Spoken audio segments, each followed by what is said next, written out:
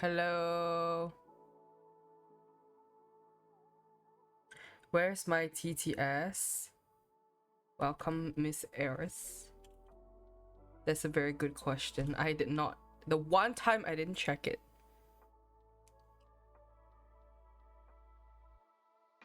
Let me log in to check. Oh yes, log in. Oh no, I didn't play the TTS. Wait, let me replay it. Does it work?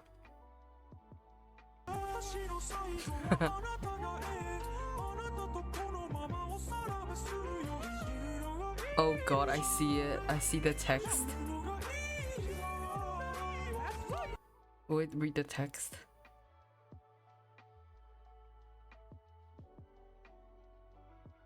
No?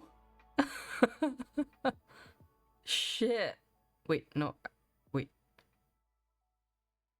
Refresh browser source. No, I can't. I guess I have to read it myself.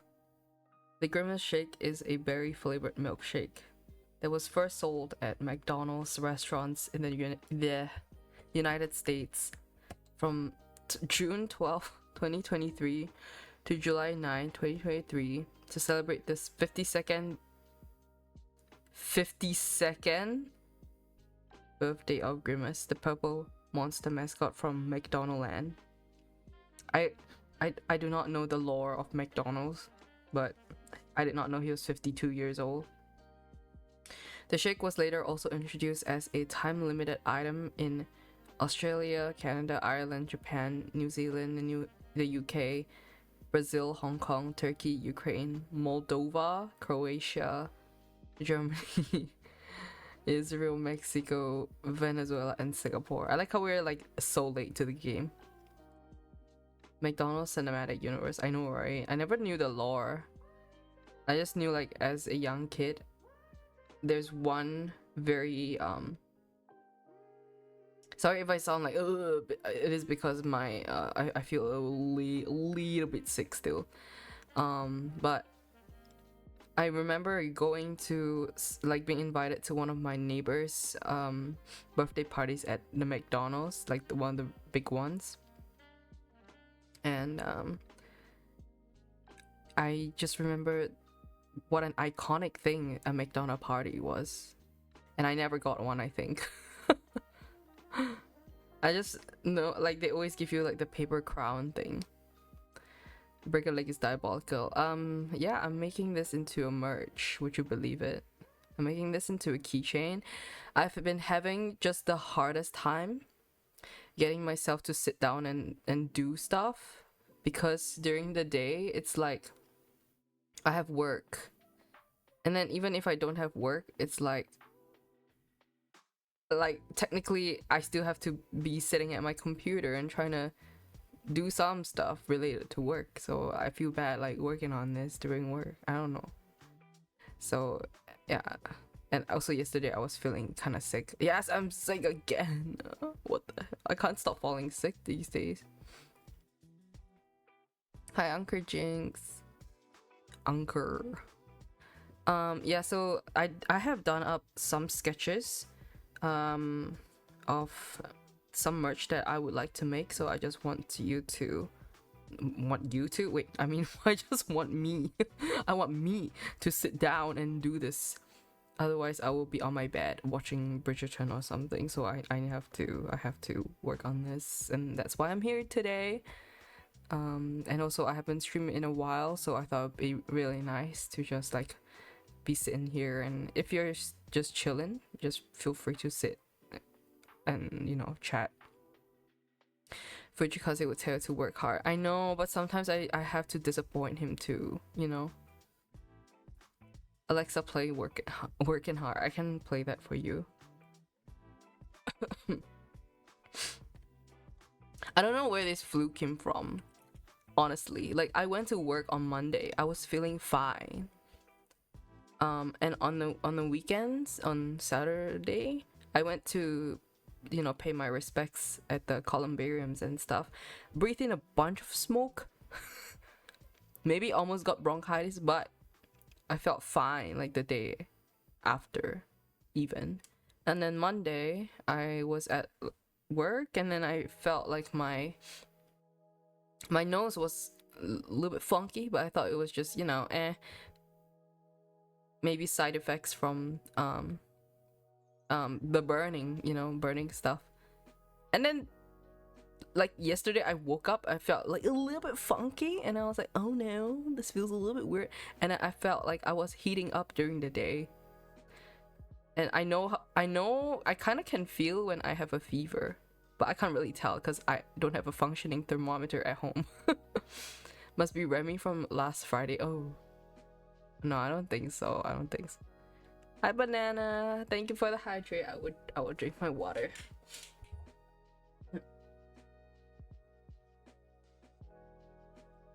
Okay. Hi Frame, welcome. Hello everyone. How are you guys doing? This dude is her? Oh yeah. I was like, the dude is her.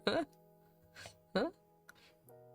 Welcome. I hope you guys are having a wonderful day. I am once again slightly sickly, and I was just saying, like, it came out of nowhere. I think also the weather has been kind of shite here. It's been really hot recently, and today I was like, oh my god, I should take refuge in like the shopping mall and go to a cafe and sit down and do work or something. And then it was just so hot that I couldn't muster up the willpower to go outside because it was so hot.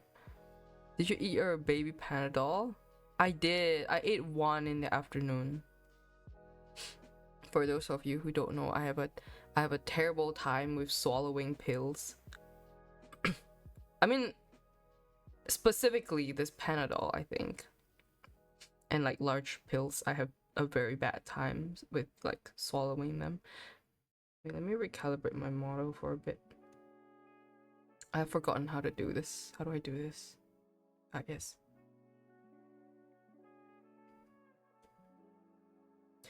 Panadol is just paracetamol for those one. It's like a pain flu reliever thing. Because the previous time I had flu, which was not too long ago, I was like trying to swallow. I was trying to swallow some pills to get rid of it, and then I couldn't down it. The moment I feel like it was stuck in my throat, I just like I could not. And then I told Eris also that like I kept it in my mouth for too long, and then it just felt too gross, and then I choked on the pill, and then I like shot how do I say this in a refined manner? I shot everything out of my mouth and onto the kitchen floor. but yeah, I did not down that tablet. And then weirdly enough, I could eat like all of my antibiotic medication like after surgery. So it really is the pill, I think. It's what's in the pill. Huh? Over here we call it the Merlion. Because you just bleh everything out. Like I have this, I feel so conscious of the pill in my mouth and everything that goes on inside, you know. So the moment I feel like the pill is stuck and it has started to dissolve and it feels like powdery, it feels really gross to me, and then I can't swallow it for the life of me. It's like something mental. It's a mental thing. So excuse me. So Aries was like, there's this version of Panadol that is a baby pill version, because previously the one that I was eating was like not the capsule kind, it was just the bare naked pill kind that would like if it dissolved you would feel it immediately because it would be so powdery. So I got the baby capsule kind because they were like, we made this extra small one for you because you suck, You can't even swallow a normal sized pill. And then I was like, I got that, and still I had difficulty swallowing.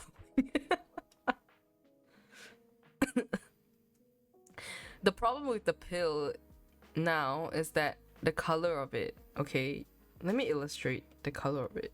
It is white on one side, and I can't stop thinking about it when I try to swallow it. It's white, and then it's this disgusting like shade of green, like this shade, and I can't stop thinking about it. Maybe a bit darker. And I keep thinking, oh, that's stuck in my throat. If I don't swallow it, it's gonna come out the other way. And then it becomes really hard for me to swallow it. With getting paracetamol from a pharmacy help, there's also lemon powdered Panadol. Oh yeah, there is that one. Excuse me. But you know, the thing for that one is like, I think about how it is indeed not a lemon drink, and it is indeed Panadol powder inside there, and then my mind creates another block for that. Don't you have COVID? Hi Akamori. I may or may not have COVID. I don't know. I haven't went out the house though. Because one of my friends also messaged me, and she was like, yeah, you might have COVID because like these days there's another wave of COVID going around. And I was like, what? I went to work for 1 day and I got COVID. That's insane. I should just work from home forever now. I have not been able to stop getting sick since I started going back to work. It's like I recover, well, almost, and then boom, another season. Get Wilson, thank you. Well, I mean, around this period I always fall sick. Last year I didn't because I was in Japan and the air was really nice. But if I stayed in Singapore, I would definitely fall sick during this period because of everything that's going on. It's like there's the haze, and then there's like the ass weather, and then there's like COVID waves going around, and then I have to pay respects at the temple and burn stuff there. This is a tradition. So my throat and my respiratory system gets very irritated, and I'll have you know that as a baby, like as a very wee baby, I did have bronchitis, but it went away as I grew older, so I technically don't have bronchitis now, but I know that definitely has played a part in like how weak my respiratory system is and how often I can get flus. So, and I take very long to recover from flus, so it's very bad for my lungs, honestly. The solution is to go to Japan now. Exactly. That's what I'm saying. That's what I'm saying. Go to Japan. That's what I'm saying. Like last year was fine. I was completely fine. Oh my god, I feel like something is like stuck in my throat right now. That's why I'm talking like this. Like, huh.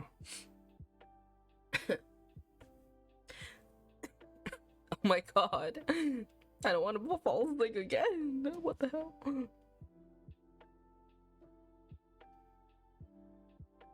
Do you know you can buy paper bras, clothes, bars, McDonald's, iPad, gimbals, SK3? Oh yeah, I saw that video. So like, if I were to, okay, I have to explain what Qingming is for people who don't know. It is a day where if you're Buddhist, my family is like, I wouldn't even like say we are Buddhist. It's just that my grandma is Buddhist, so we have to carry out the familial duties, right? And we have to pay respects to the ancestors by burning stuff and like giving offerings and stuff like that. So we go to a columbarium, which is where everyone's urns are.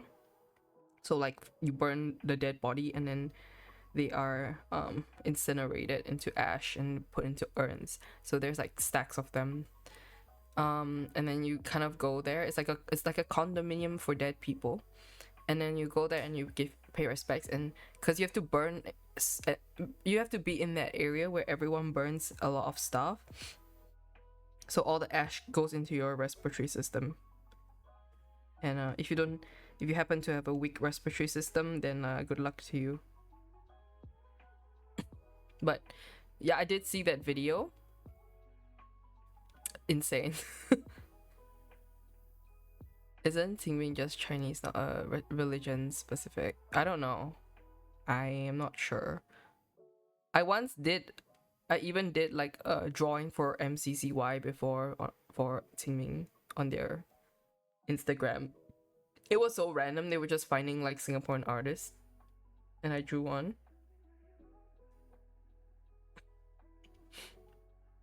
MCCY is the Ministry for Culture or something like that. Tomb Sweeping Day. Yeah. Oh, it's ethnic Chinese. Okay. Wow. Feeling my blood. Wow. So Chinese. My family is more free thinker, I would say. So we just try our best with the traditions, because even my dad is like, we forgot to bring this and that, and then we're like, oops, well, never mind.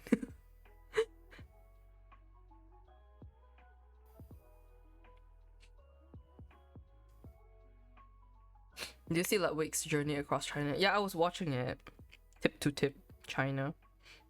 But I only just started on it, so I don't really know. Like I'm not up to date with the most recent memes.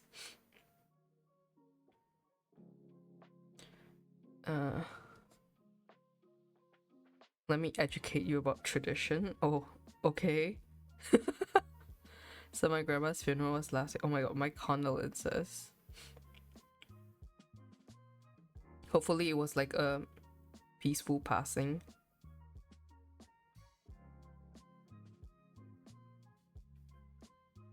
Apparently there's Shouye service now. Shouye? You mean people do that for you?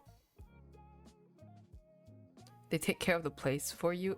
That's insane. That's like outsourcing. Oh my god, we're like Zhongli and Hu Tao discussing about funeral matters now. This is amazing. I have a funny story to share as well.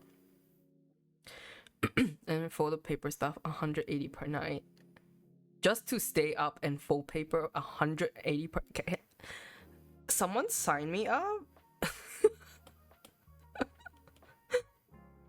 What the hell? What else do they outsource, huh? I don't want to be disrespectful, but you know how they hold like funerals? Okay, so in Singapore, because we have like I don't know, we have this tradition of like people holding their funerals just downstairs. So we casually are very used to seeing like dead people downstairs. I mean, we don't see it, but like the procession and everything is there, especially if you live in the public housing. People will buy like these LED wreaths, like flower wreaths, and put like 30 of them under the block. And the lights, you must know, are downright glaring. Like, they don't have to pay for electricity. Like, it just boom, 30 of them in your face. Insane.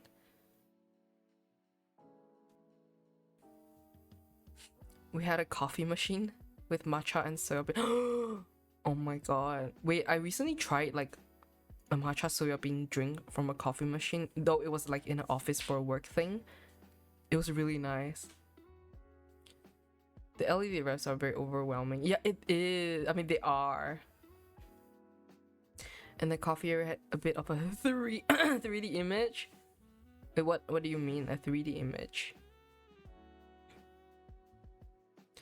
I might mute sometimes because I need to clear my throat, so please just excuse me. The rest are crazy. They are. I saw like literally 30. I counted.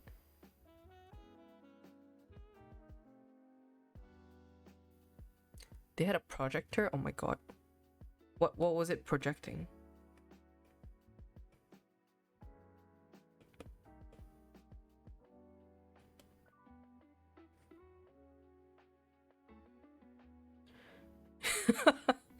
Your grandma's pig? Wait, what? You mean it's like those like Hatsune Miku 3D the busker that does that? Like it's a 3D hologram projection? That's insane. No way they did that. What is going on? Not to the extent of something like that. I mean, I really don't mean to be disrespectful or anything, but sometimes you just see these like funeral processions and you're like, what is even? Like baby level? Oh, I see. That's so funny.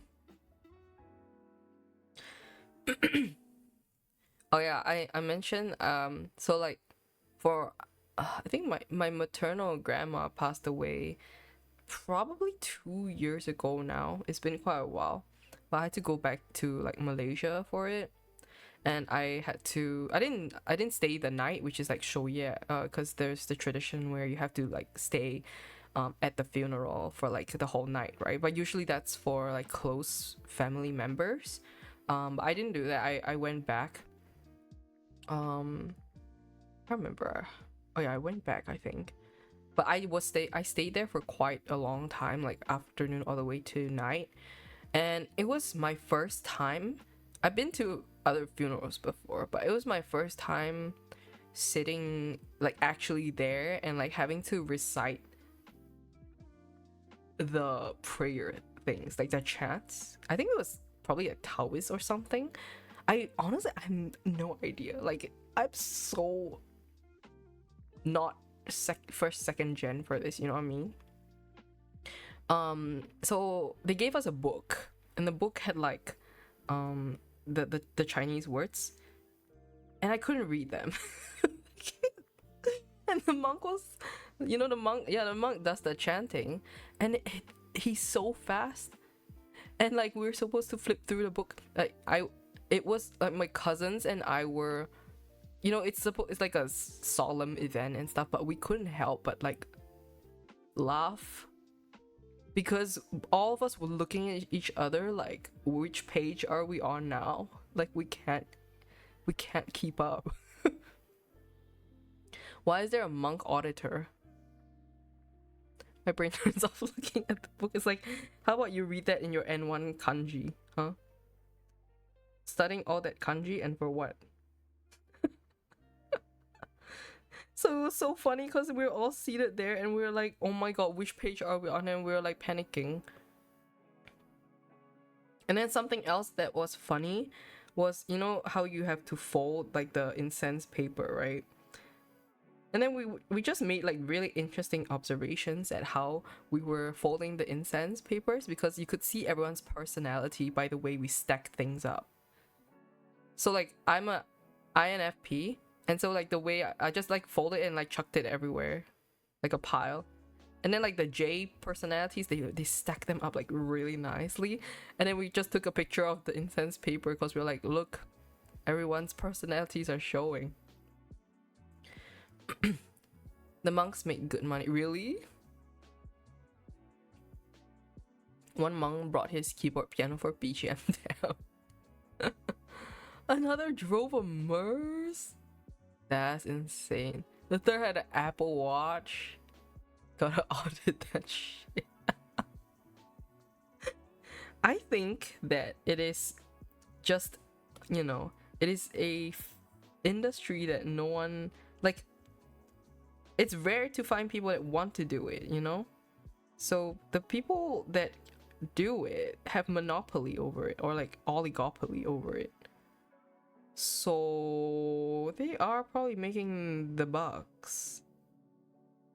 I wished I knew how much they made, and then maybe I would like consider it too.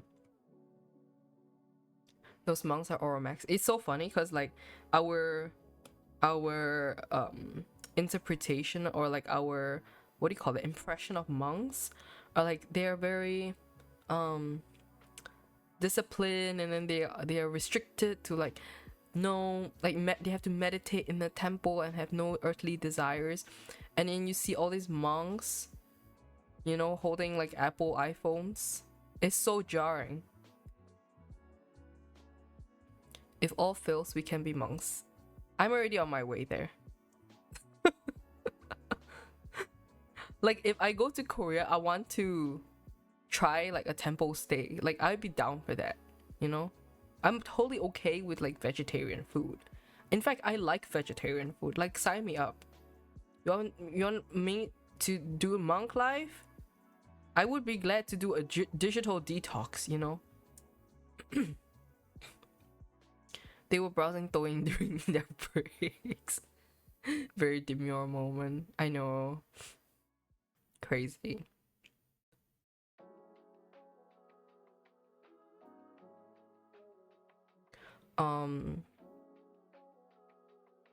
But yeah, like these funeral processions go insane.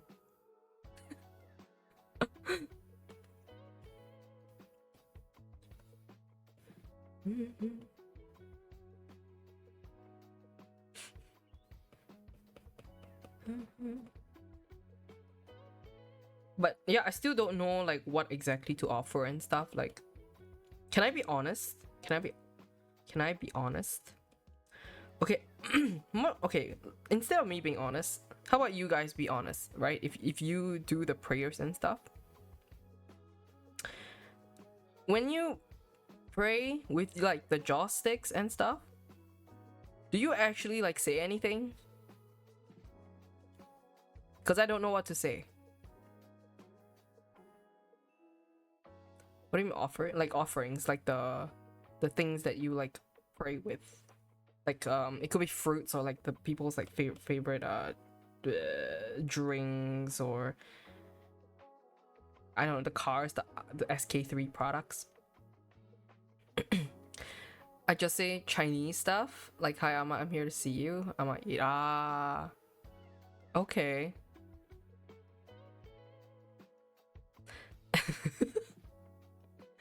Cause my, you know, I am not that fluent in Chinese. And then there was this awkward moment where my aunt was like, everyone should say like a few sentences to your grandma. And I was like, oh my god, I can't in Chinese. And then everyone was saying it like one by one, like verbally, and I was like, oh, help me, I don't know what to say.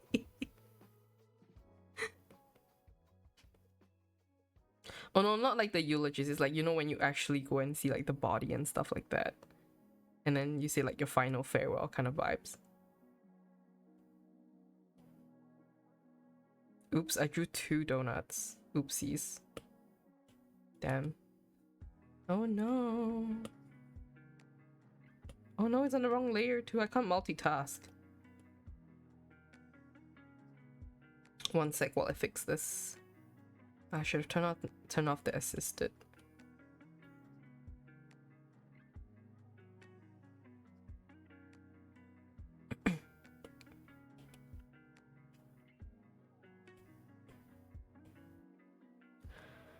I just say in Chinese, I'ma just rest well and go with the Buddha. We got this. We got this, gang.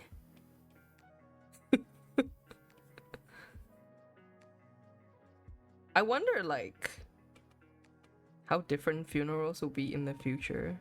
Cause like, I don't know if like the young generation will also have like as many Taoists or like Chinese processions, you know? Don't say the Gen Z stuff.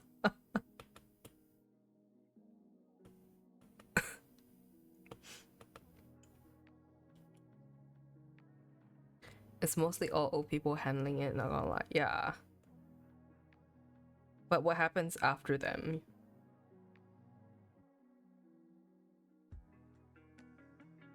I went to Guangming. Where's that? China?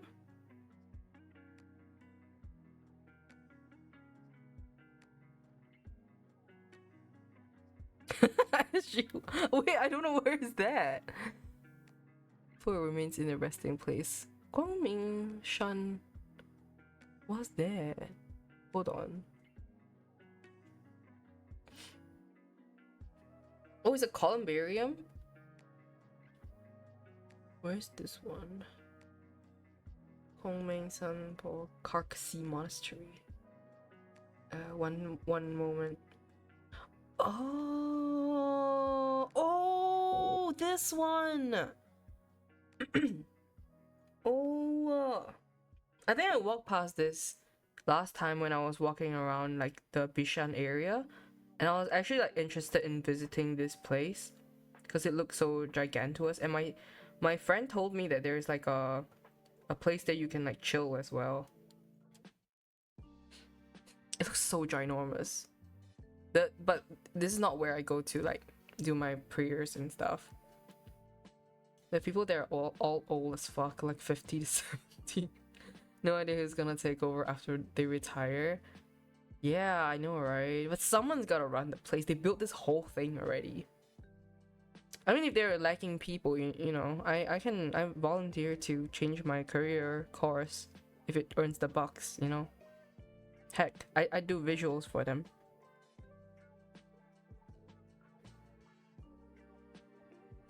That'd be kind of lit, actually. How's the interior of the place? It looks so big. Oh my god. It is huge. Yeah, I've walked past it like several times. I've just never went inside. I will go there one day to check it out. Cause in the past, I used to have to visit 3 places. And one of them was for the I think my dad's grandma. And then they exhumed from the graveyard.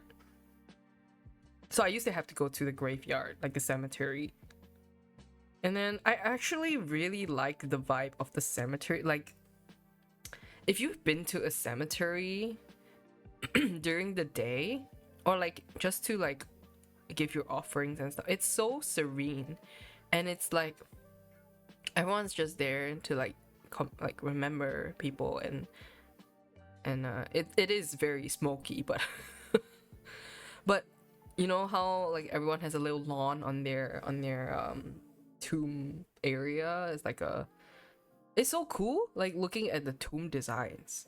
I always like looking at like the how different people had different tomb designs, and you could see like if they were of status, because obviously their tomb would be like way more classy with like, I don't know, marble, black stone marble with a really neatly maintained carpet grass lawn or something like that.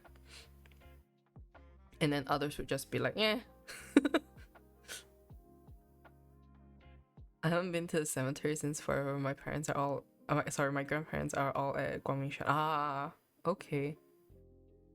Yeah. And then there's like Mandai, which is like the biggest one, is not biggest maybe, but like one of the more popular ones that they always show in like all the MediaCorp shows and stuff. But none of my relatives are at Mandai.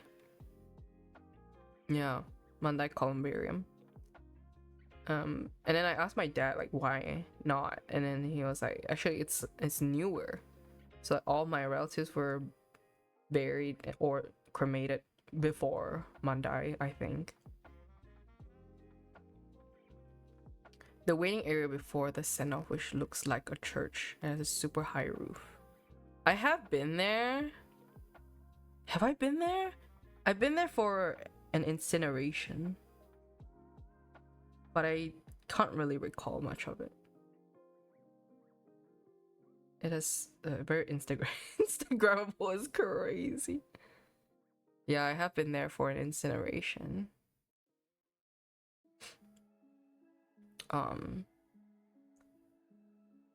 But yeah, none of my relatives are there, actually, like stored there now.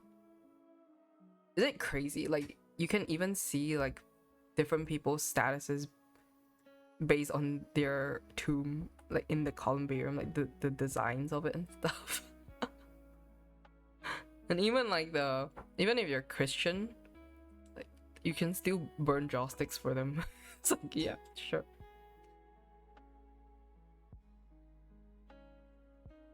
going to that place is a pain. Mandai?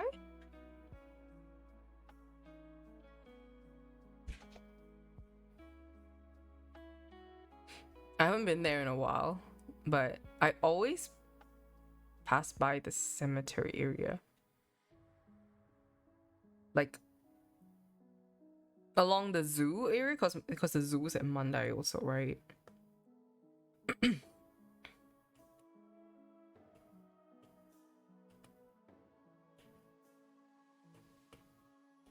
Oops. Oh. Yeah, like I don't know, like some older aunties are always like so superstitious, and they're like, oh my god, like I don't like to sit on this bus because it goes past the cemetery. And then like me growing up, like every year I had to go to the cemetery, and then it's just like, it's like whatever, man, it's just a bus route. And then you see, like, for example, like Japanese urban planning, right? They just put the cemeteries right next to the housing, and it's like the living just coexists with the dead, and it's like, it's just part of life, you know. Sungai Gedong, there's a bus that stops at every stop at night to let ghosts board and alight. Wait, really? Like just for that, or like people actually need that bus service? By people I mean like actual people.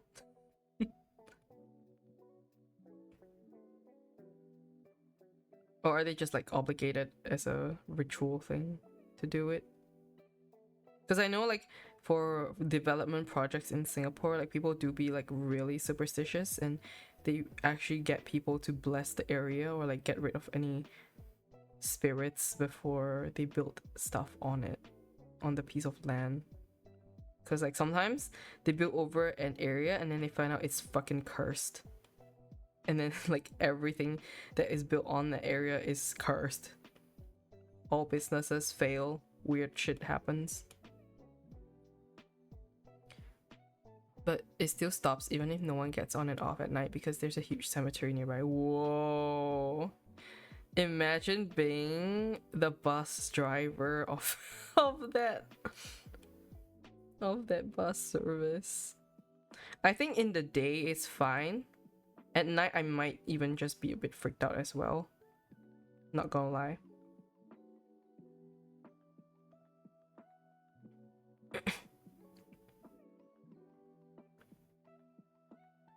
Speaking of ghosts, where did my sister went, place was it again? Somewhere in Europe. Oh my god, I can't remember which country was it, but she went on this ghost tour thing, like this haunted whatever walking tour thing, and it was so funny because like we were talking about how Western ghosts aren't as scary to us because we're not like Western, you know what I mean? Compared to, I don't know, like freaking Thai ghosts.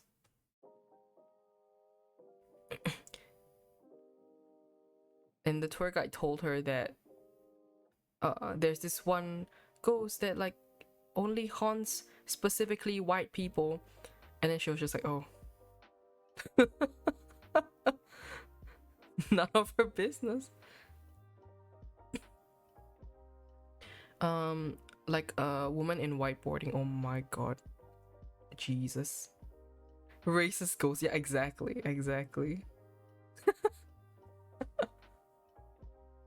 Our ghosts are so boring.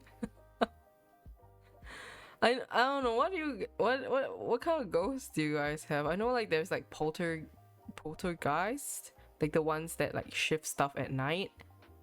And what's the one that howls? No, wait, that's the poltergeist. Wait, no, I can't remember now. There's one that like shrieks at night or something. Sadako copy pastas. Yeah, Sadako. I think the scariest ones that we have here are like the women ones. They're always like, oh my god, there's a woman sitting in the tree. And then they're either in red or white because they're vengeful. And it's always a tree. It's always a tree. And then like I think it's Indonesian, right? The Pontianaks are Indonesian. Apparently if you smell like a sweet frangipani smell at night, oh dear, you better run, you better not look. I saw one Sadako during army at Taka. Oh my god, really? How?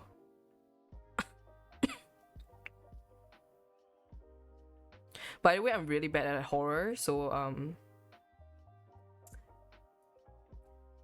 let me just try to stomach this.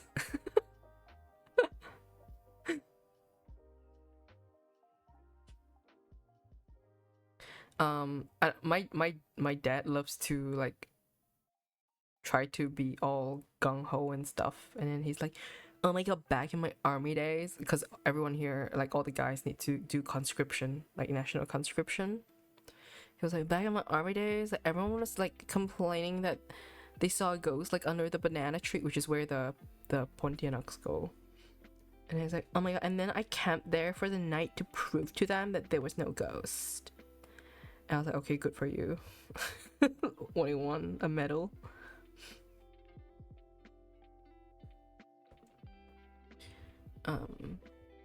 I was on the 4th floor. She was standing near a huge tree at the tree trunk. Oh god.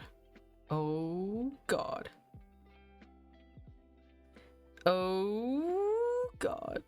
12 a.m. How did you feel in the moment? Like when it comes down to that, like how are you supposed to respond? You know what I mean? What are you even supposed to do? I thought I was streaming because I was really tired that night. Oh no. Hallucinations? How did you know she was real? Well, one funny thing is like, because at my uni, which is NTU, there are a lot of like Chinese students there that just walk around in like flowy outfits and like they let their hair down at night, and then so people that cycle or like go past them at night think they're Pontianaks, but they're not. They're just Chinese students.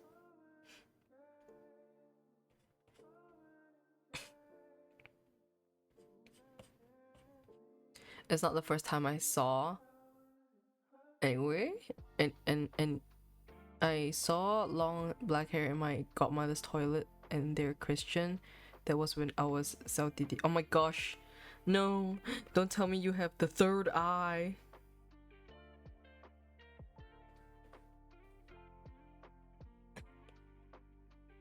I don't have that, but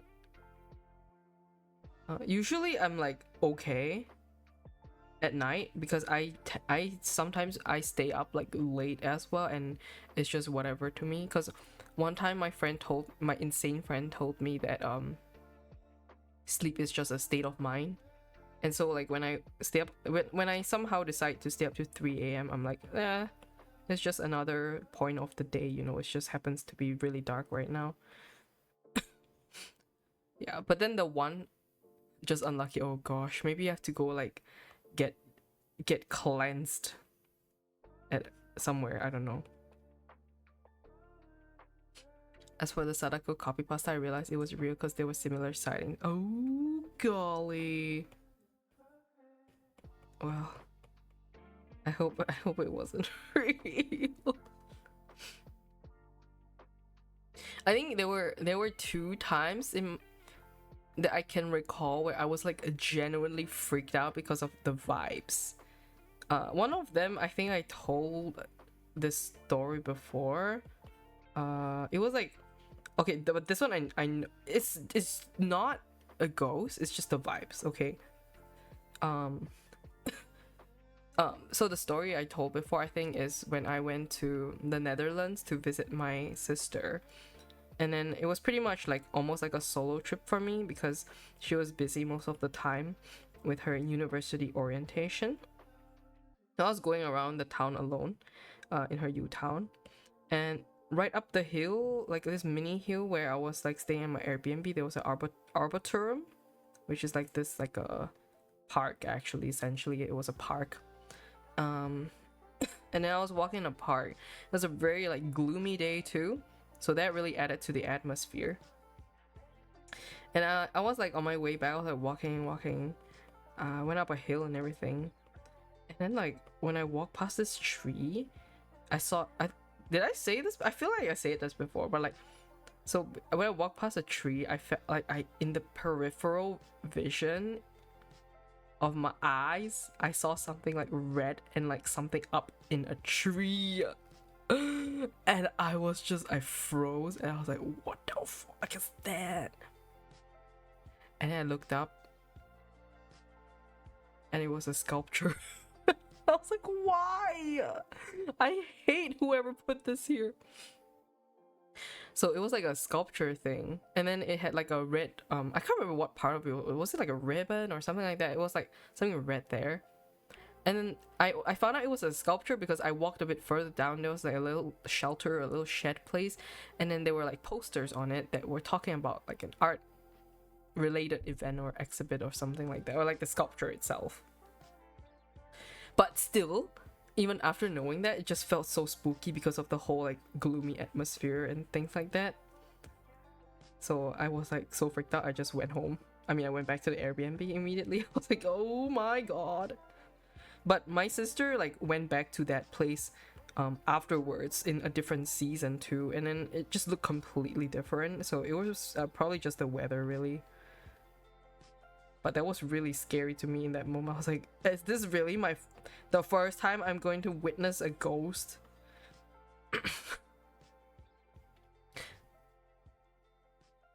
Second time was, I think, before that. Yeah, I got debated. This one was purely the vibes. I was like, no. So I for work I have to go overseas one time in a year to Malaysia, or at least like that point of time I had to go for that year. This year I don't know yet, but I have to go there, and it is in somewhere in the Malaysian Highlands. It's not Cameron Highlands, but it's somewhere off the main path. Where it's like Kuala Lumpur, but even further in, like Seremban, and then even further in. So it's like supposed to be like this resort place, right? It's like a permaculture farm, really cool. The thing is, because it's like really back to basics. Everything they do there is like all the food there is vegan, purely farming. They have like goats there, but they don't really sell meat there anymore. Yeah, Seremban, but even deeper in. I have to go there because we bring people there for a sort of retreat to know more about like things like the environment, things like that. Anyways, so at night there's a toilet there. It's really cool. Like in the morning, the design of the things are really cool. Like there's a wall and then it's just like full of like toilet papers. There's a wall of toilet paper, so you'll never run out of toilet papers. Really cool. But at night, it is so dark and so scary. And like the main toilet at where the canteen area is, the food area is, gets so dark and so creepy. So the layout is like it's like, let's say it's a shelter like that, something like that. It's kind of big. So like there's a male side and a female side. The sinks are here, and then the stalls are kind of like that inside. So you can already see like how you would have to go in here. And I'm telling you, this whole area here is just like dark. And there is like, at night there's barely any light that goes in. So I was like debating. I was like, should I go to this toilet or like this another toilet which is a bit more well lit but like a bit of a walkway. I came here. I just stood there for like a solid like I think 10 minutes. I was like debating with myself like, should I go in there? The vibes were just so off, man. Like I felt like if I actually went in and went into a cubicle, there would have been a Sadako sitting there or something like that. And I also freaked out that I just did not even. I went to the other toilet. But yeah, I think like that was the other time where I was like actually freaked out properly. But if I was in the city area, I think I'll be like okay. I have been in some. Let me try to recall. I can't remember which country it was, but I did ever go into a very, very, very, very dingy toilet. I can't remember which country it was, but it was so dingy that it also felt like it might have had something there. There's a horror movie waiting to happen.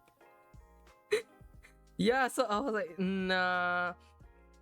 And then you know, like everyone that goes to NS has like national service has the same story of how when you go to bathe, right, and then like someone talks to you in the cubicle beside, and then like you go out and then you realize that there's no one in there. I was not about to experience that too. I was not gonna risk it. Like, yeah.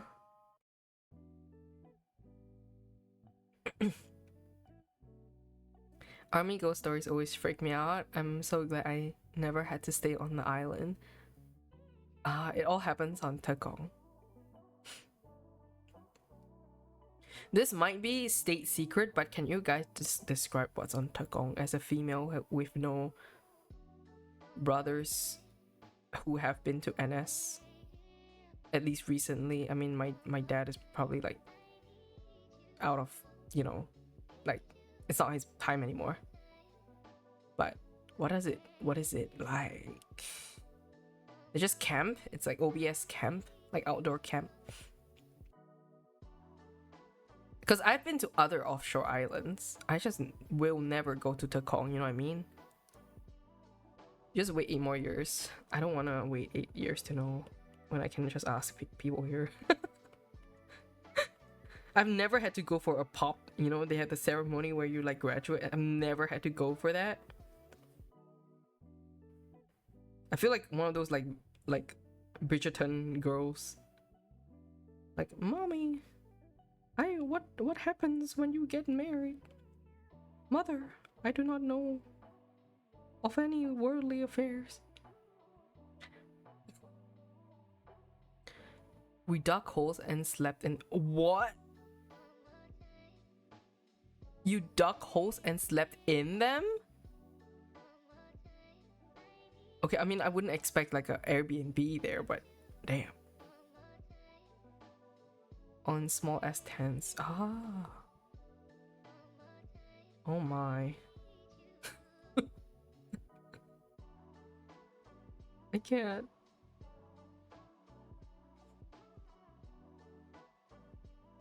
But that was only like a 5-day gig. 5-day gig is. I heard if you guys had to relieve yourselves, you all just do it in the wall. I mean, you would too, right? I mean, during war or whatever war times, you won't just be like, hey, I need to find this golden throne right now. So I guess they're like preparing you mentally for that.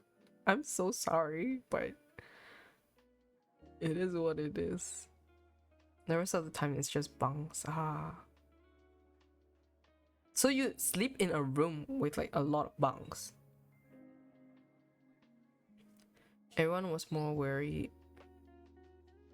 It's sort of like if Pulau Ubin had a combo of old auditorium and obvious like campgrounds like primary and secondary school camps. Okay. I mean, I've seen some like setups of, like, for example, the like fake buildings that you have to like train with, kind of like Counter-Strike Oh, where are wild boars? Oh my. Oh my. A room with like 9 or 10 double bunk beds.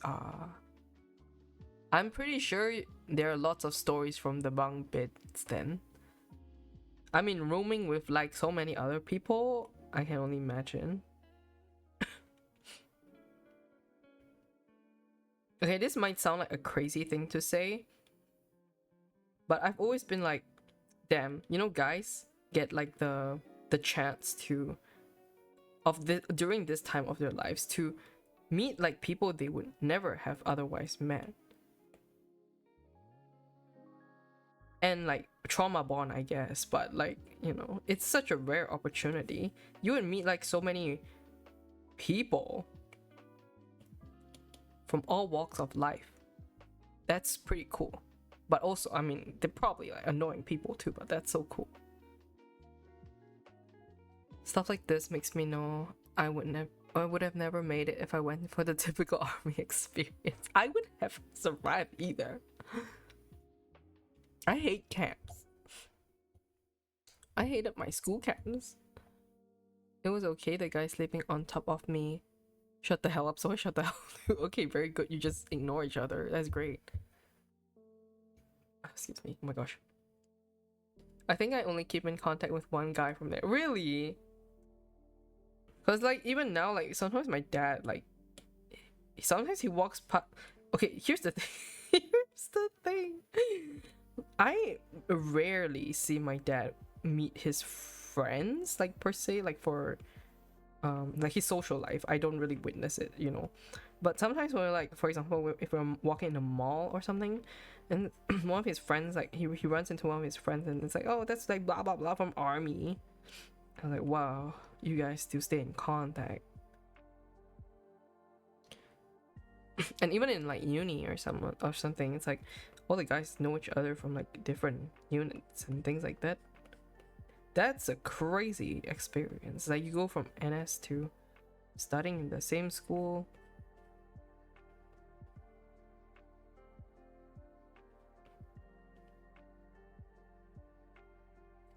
The more friendly ones do keep in contact, I guess. But I guess like you just want to get going and go out. Like, oh, fuck this place. That was me in JC. I relate. I don't even keep in contact with primary, secondary, uni people. Okay, I guess it depends on the person then. I do still keep in contact with my primary school friends. For me, more primary, somehow a circle from JC who continued into my uni life. And then uni definitely like most of my friends, I think. Secondary, let's not talk about that. Let's cringe period of time. Let's not talk about that. I did not like secondary school, and I do not keep in contact with a lot of my secondary school friends. Primary school mates, I'm very luckily like, I'm living near a lot of them because I mean we all went to the same school in the same area, so we all kind of live near each other, so it's easy to hang out, you know, like geographically speaking, it's easy to hang out. Sometimes we would just be like, oh my god, it's your birthday, we can just go to the mall and like have a tart there or something. So it's really like simple to make plans. Like, oh, you want lunch? Yeah, we can just like go eat some noodles in the mall nearby. Not me traveling 1.5 hours to your birthday. Hey, at least it was free, man. That's my only consolation. But yeah, after you go to uni, it's like everyone comes from different places already, so when you want to meet, it's just like, oh, it's either someone has to travel 1.5 hours or everyone has to meet in town, you know, and then you just go around town, maybe go to the same places over and over again. These days I'm trying to explore a little bit more, see like what cool shops are in town. But after you go to town so many times, it's just like, you know, I would be glad if I could find something interesting that like I can go back to. Living on the other side of Singapore for real. Yeah, everyone lives there. It's so funny. It's like you're in town and it's like, oh yeah, where's I guess you live in the east and you live in the west and you live in the north. I guess we're all going different directions. See you in the next 3 months. 1.5 hours is crazy. Well, what can I say? We just live that far from each other, and if anyone wants to meet anywhere, it's either in the middle or someone has to travel 1.5 hours.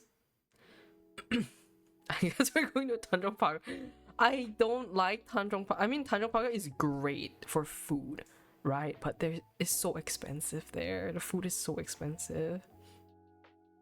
Like there's so many like Korean and Japanese food there, but you go into one shop and it's like $30. Or meet at Suntec if you know, you know. A 11-12 May. See you there. Please no Suntec. I've had enough every time for a con. Speaking of con, I'm doing con art right now. It's been really hard trying to get my head into this because like I had a board meeting with myself. Isn't it 9, 10? Wait, it is? I thought it was 11, 12.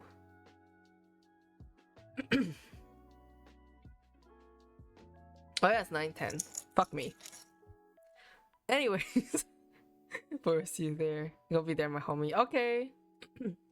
I haven't moved since like last May, like last Dojima, so I feel a bit out of it, but I'm trying to get back into a groove.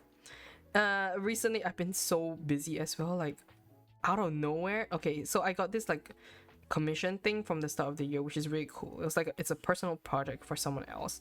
That's fine. And then recently my colleague was like, hey, my sister's having her wedding soon and she would like a manga panel illustration thing. And I was like, oh sure. And she was like, I need it by like mid-May. I was like, okay, I think yeah. And then so now I'm like, I have so many things to do now. On top of console every day, I'm like a little bit like paralyzed by the decision of like, what do I work on? Like, I don't know what to do now. Like, should I do con stuff or should I do that commission or should I do the other commission? Well, I guess in a way like suffering from success, but still like, I'm so busy.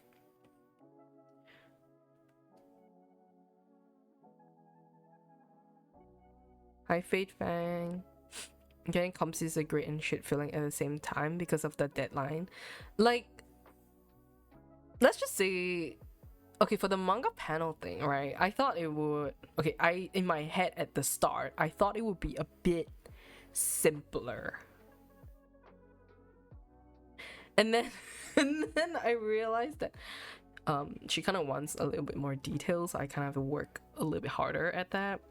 But I guess like once that's done, it is over. But it will be a nice commission to do, you know, because it's such a specific piece, and since she asked, you know, why not? It's not one of those like wedding art where they're like, oh, can you draw us with like the dot eyes and then the simple like smile thing, like the very generic one. It's like, whoa, she wants like a really cool custom piece. So I was like, sure, but now I have to deal with the consequences of my actions. Never in my life, I think, like before Dojima Con, did I have to do so many things like before, together with con prep. I feel like people usually underestimate the work done for stuff. Yeah, I mean, yeah, but I would say because this colleague is, she's not a stranger to like art stuff. So even I think her sister is also like working with artists, like familiar with working artists. So it's not too bad. It's not like one of those like toxic requests where they're like requesting for like a million changes and stuff. So it's cool. It's all G. It's just that I have a lot of work to do.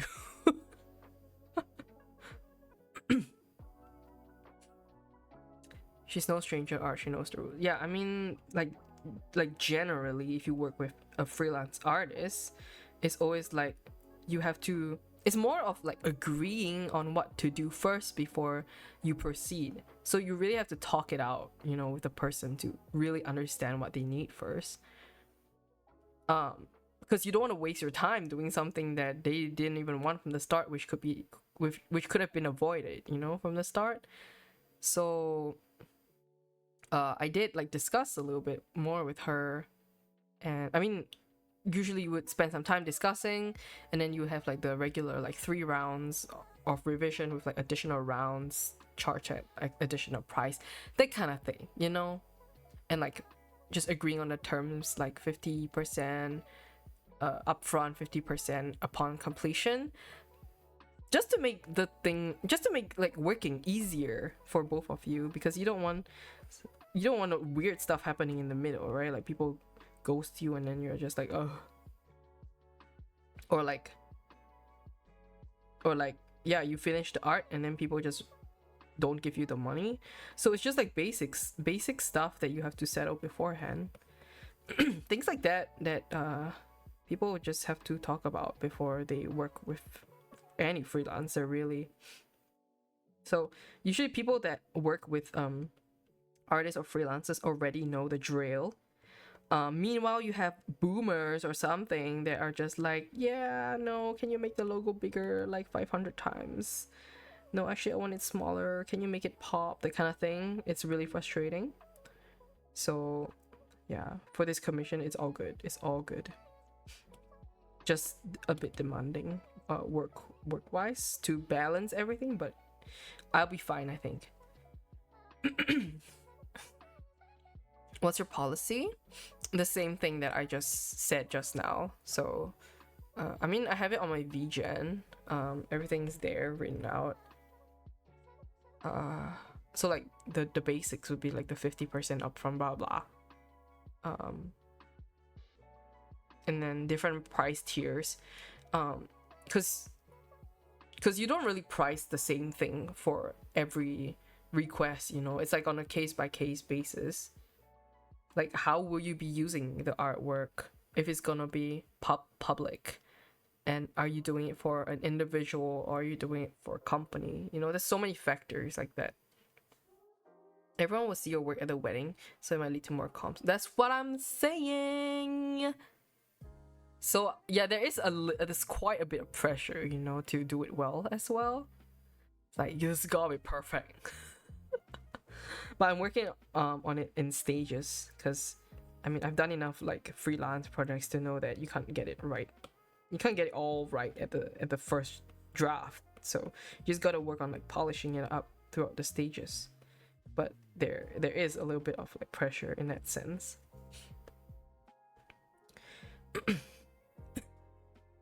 And then, like, funnily enough, I was entertaining the thought of like trying comics, and but I've never really like I never really attended like any class or workshops and things similar to that on paneling, like manga paneling. I've just maybe seen at most a few videos.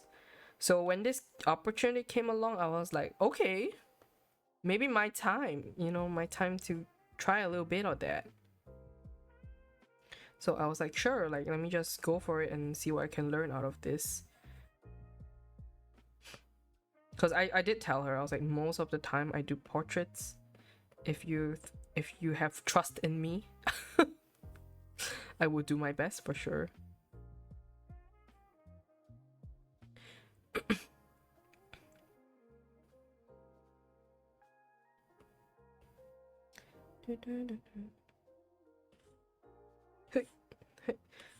Oh, I haven't even spoken about what I'm drawing now, but this is for it's kind of dark humor, but I'm making a keychain, which I don't know if you guys have seen like the ones where you pull it out and then usually there's like a man clothed in like looking dapper, and then you pull it out and then he's like half naked. But aside from that, it's like the main mechanic of that is like an eggshell break kind of concept where you pull it out, the front layer sort of like so-called breaks, and then it reveals something inside. So I'm gonna do one with my x-ray of my broken knee, and then it will crack open just like it did, and then it like this thing will be inside. So it's gonna be a keychain like that. So I'm drawing it now. If you still got them culture pass money, could go for workshops too. Ooh. I did see a manga paneling one. I was looking at some workshops. But you gotta be careful, I think, because one of my friends went for a DJing workshop, and apparently it just was a demonstration. Like, they didn't get to touch the DJing equipment at all, and it was like $100. I was like, what? You got scammed, my friend. Break a leg, give me yours. Exactly. Exactly. Do you accept CDC voucher? Me? No, I'm not under the government. If they would like to sponsor me, I'd be sure. I mean, you know. $100 for a demo. Yeah, exactly. I was like, girl, I think you just got scammed. Cause I was like really excited for her. I was like, wow, you're gonna learn DJ. I know like another DJ, like someone who actually like DJs. So I would never go for a course that was like $100 and then it's just a demonstration. I would just rather ask another friend to teach me. But for the culture pass thing, I'm still thinking like what to spend the money on. And anyways, it's not due, and it's not like we have to use it by this year anyway, so I have a bit of time to think.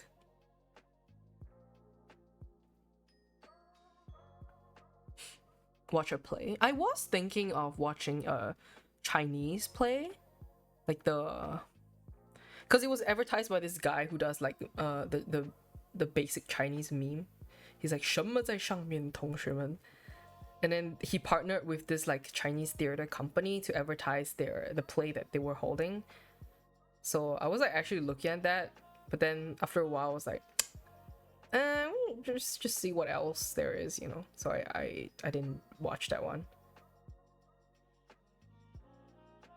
There's tons of stuff. Yeah. Do you think I could watch Les Miserables with that? Probably not. I don't know. Yeah, the guy. I love his content. So funny. He translates. He's called CLB Sam. CLB stands for Chinese Basic Level. It's the level that you have to go to if you can't even pass your normal Chinese. So people like use it as a meme if your Chinese is just really bad. But you can't even blame people for having like bad Chinese sometimes, because like sometimes the family that they grew up in, they don't speak Chinese at all on a regular basis. But somehow we're all like expected to be really good in our mother tongues here. Yeah, and then some people end up being in CLB. So this guy called CLB Sam, like his handle, like he makes a lot of videos where he literally translates the Chinese. So like 什么在上面 literally means what's up. 什么在上 yeah, 朋友们 don't make fun of me. 我今天在身体健康房 Yeah, 身体健康房 means the gym. 身体 is like your body. 健康 is like health. 房 is like a room. So he translated it to 身体健康房, and then in English it's just the gym. And then he's like, 我的拍电影的男人是马来人, which translates to my videographer is Malay, but the way he translates it literally is more like my cinema making guy is a Malay. 我现在有冰淇淋冰淇淋 is the guy in question. Yeah, oh my god, his content's so funny though. 很喜欢冰淇淋. Oh my god, it brings me back to the topic of Ludwig and Michael Reeves Tip to Tip. If you guys don't know Tip to Tip, I was also just recently introduced to it. I did see like a short snippet of it, but I didn't follow it in that moment. There's a series by the Twitch famous, YouTube famous people, Ludwig and Michael Reeves, who were from like offline TV, sorry. Ludwig not from offline TV, but you know, anyways, like the two of them are, they went to China and they went from the southern tip of China to the northern tip without any maps, without using their phones, and then they just had to depend on like asking people along the way, which is insane. I'm only on like episode 4 or something, so there's like around 10 plus episodes, 15 maybe. But yeah, it's such a fun watch. It's so funny. They learn a little bit of like conversational phrases in Chinese to communicate with the locals there, but then it's like still really chopped. But I just like, I was quite surprised when I saw the clip of like Ludwig talking in Chinese. I was like, when did he learn Chinese? And it turns out that he did actually learn, like him and Michael learned Chinese for the trip. And I was like, okay, damn. Easter is 兔子生鸡蛋天. Oh god. That translates to the day where the rabbit laid an egg. What? No, I did not watch the Japan Tip to Tip, but I did read that the trip was a little bit more like an awkward, you know, interactions here and there. But the Chinese one is just chopped. It's so funny. Like they would, I think they spent the first 3 episodes being stuck in Guangzhou, which is still the south area. This is the place to China Tip to Tip. Yeah, you can watch it. It's so stupid. But it's so nice, you know, to like, imagine back in the days they didn't even have Wi-Fi or like GPS as we did now, and still somehow people managed to travel like so far. And it's just like such a throwback to that. Not that I was there, but yeah. And then it's like every time they ask for information from the locals, they would look at them as if they were stupid, because they were like, why don't you just use your navigation app? Because like, what century are you actually from? Like, just turn on your phone and use the navigation app. And they just couldn't understand why they didn't do that. And then they would be like, oh, 冒险, which means like adventure. And sometimes they didn't explain themselves at all, so they were just left like puzzled.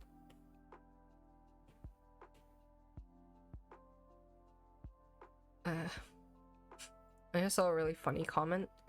Billy comment, I suggest showing this video to everyone taking a motorcycle license exam and having them point out every traffic violation in it.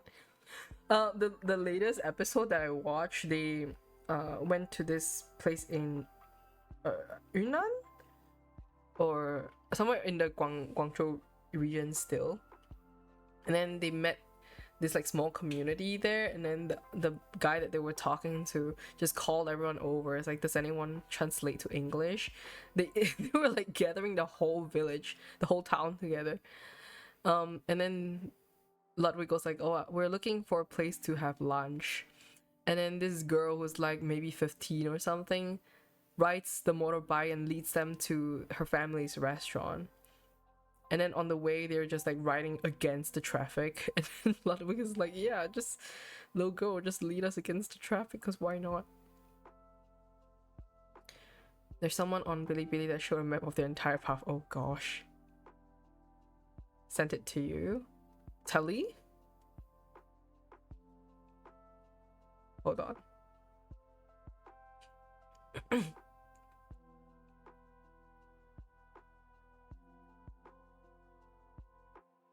Okay, that was neater than I expected because I I thought it would have like a lot of roundabouts. Wait, I want to show it, but let me just do a quick save. And then coincidentally now there's like a cyclethon as well. There's too many things for me to watch right now. Like I can't keep up with everything, but I will try to catch up when I can.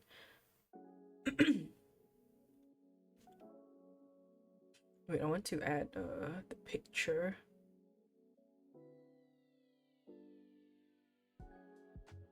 This is the route. So they literally went from one tip to the other. That's why it's called tip to tip. But I imagine like the whole trip was probably like super fun. Because it's such like organic experience, you know, to just figure out your whole way and talk to locals and experience the country for what it is. What color should the pom-poms be, you think? Oh wait, I haven't colored the hair. But you guys can let me know what you think about the pom-pom colors. I'm thinking like, I don't know, like dark red?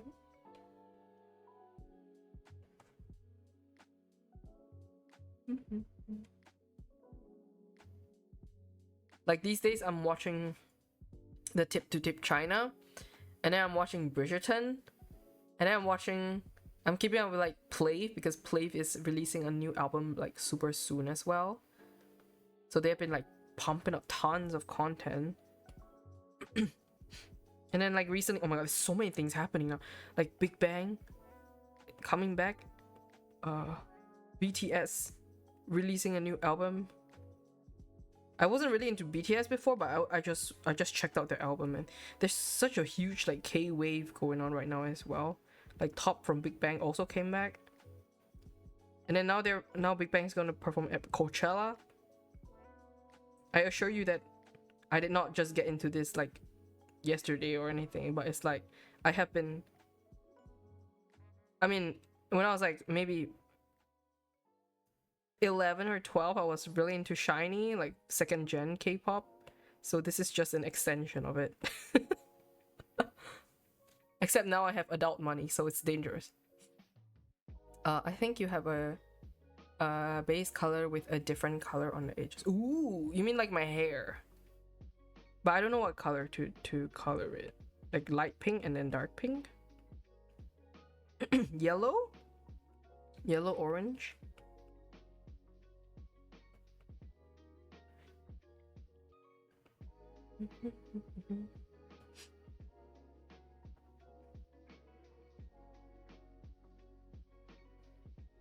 Oh my gosh, you guys, and also like the new the Witch Hat Atelier anime is out.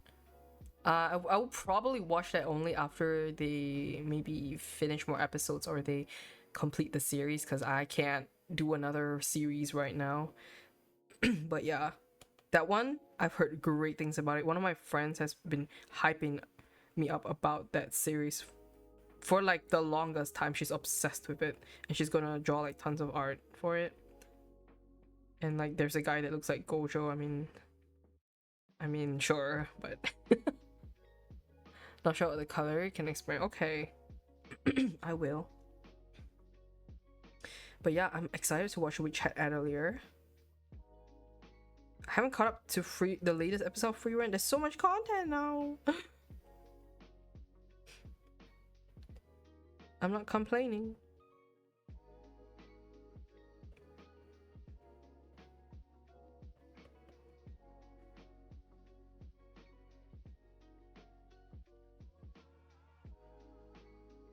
Okay, this is great. I will at least have one art piece done. I will show you what else I have later on if I get there. Let me just try to do the pom-poms first.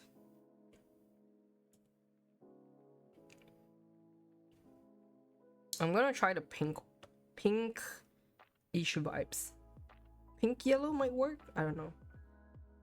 One way to find out. Oh, you can apparently do this. You can set this as the reference. Only if you have closed lines, you can do that. But I don't really close my lines for my normal artwork, so I don't really use that. Okay, yellow.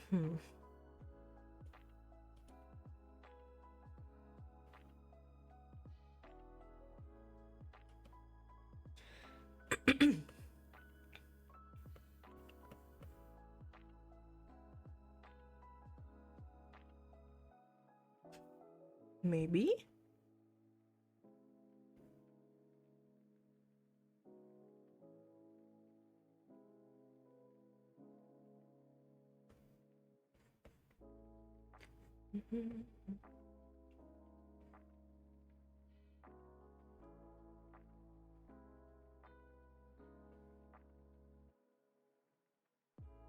Oh. Oops. Sometimes I don't know like where should I end the line. No. What the hell? Oh, I think cause that one's a reference now. Just turn it off. Ah.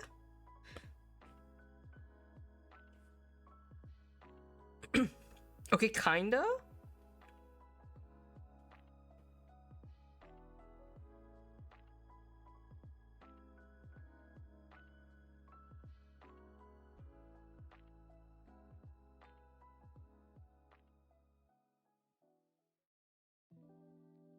What do we think? I think I can put a bit more pink.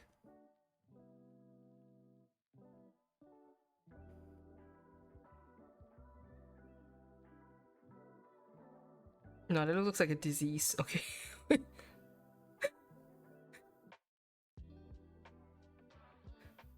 Why does it look like a disease? Is it because of the flesh pink?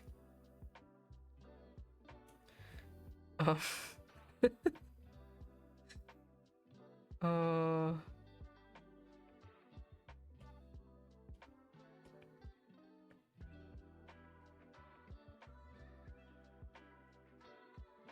I really like this shade of like blue purple, like the in between. But I don't know whether it gels well.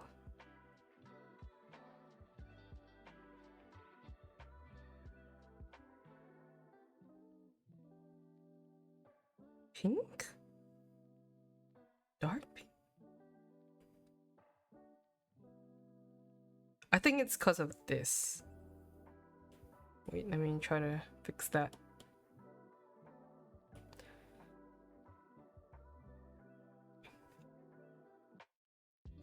Yeah, okay.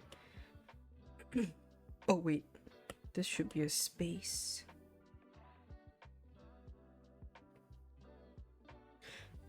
Oh, aside from these, I'm also making like CDs, mini CDs. Don't make a CDs, not joke right now, but they're apparently like CD keychains that have a NFC function.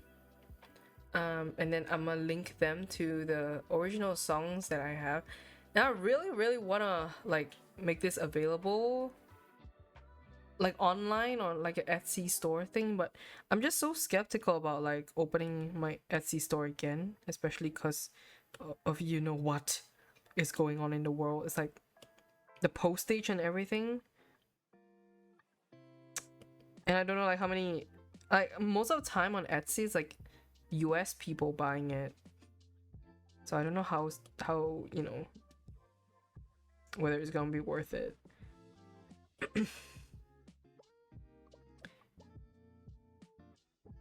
Oh man, I should have just duplicated it. Oh well.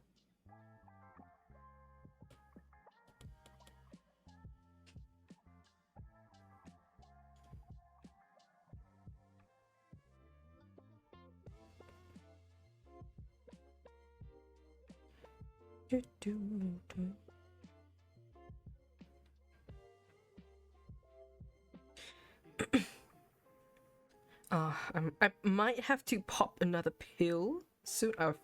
I sound like I'm taking drugs. I might have to pop another pill in after I finish this.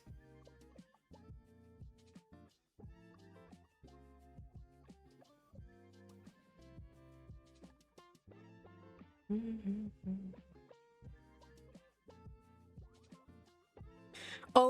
update, guys. Tomorrow I have to go for my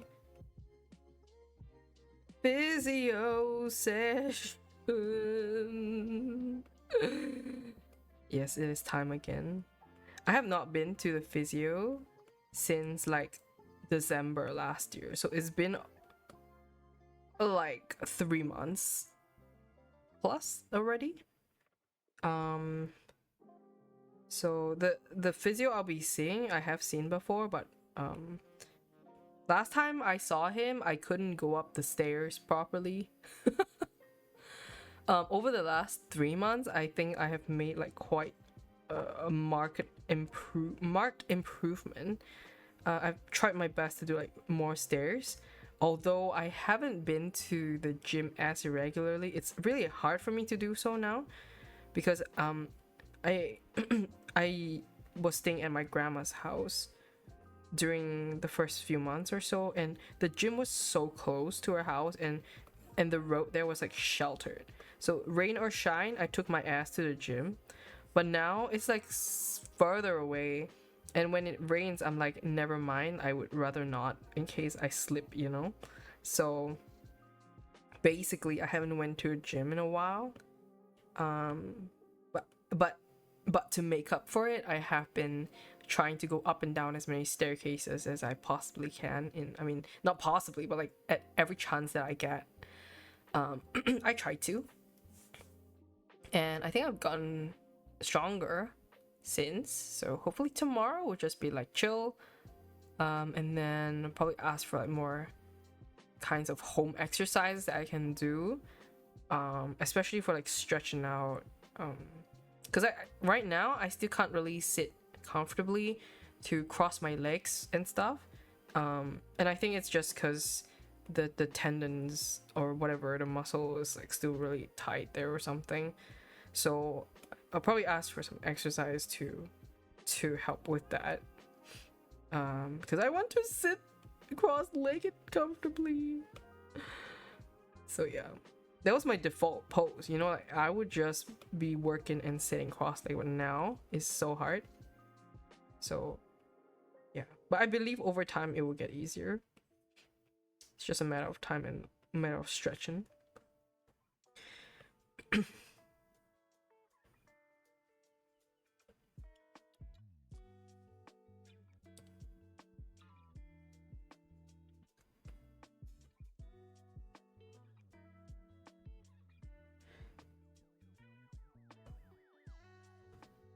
Okay, I'm gonna give this just like really light shading because it's supposed to be something really small.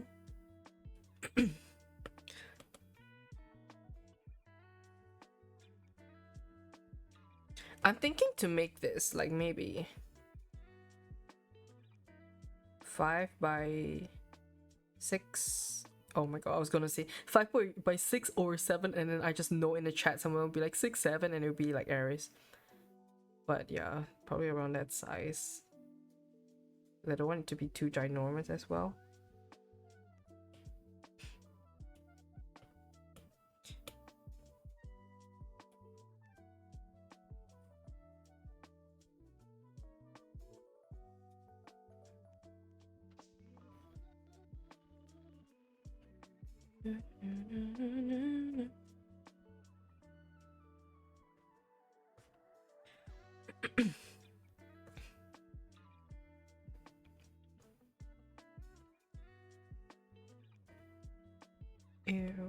Okay.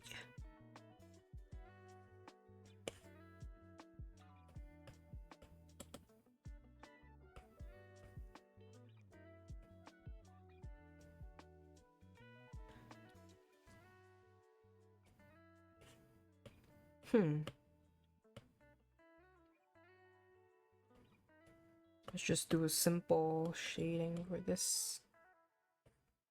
Oops.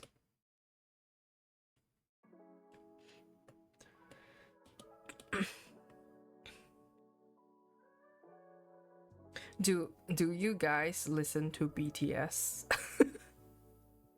Because I didn't listen to BTS. I only know like some of their very popular songs, like Fire or like Butter. What else do they have? I don't know.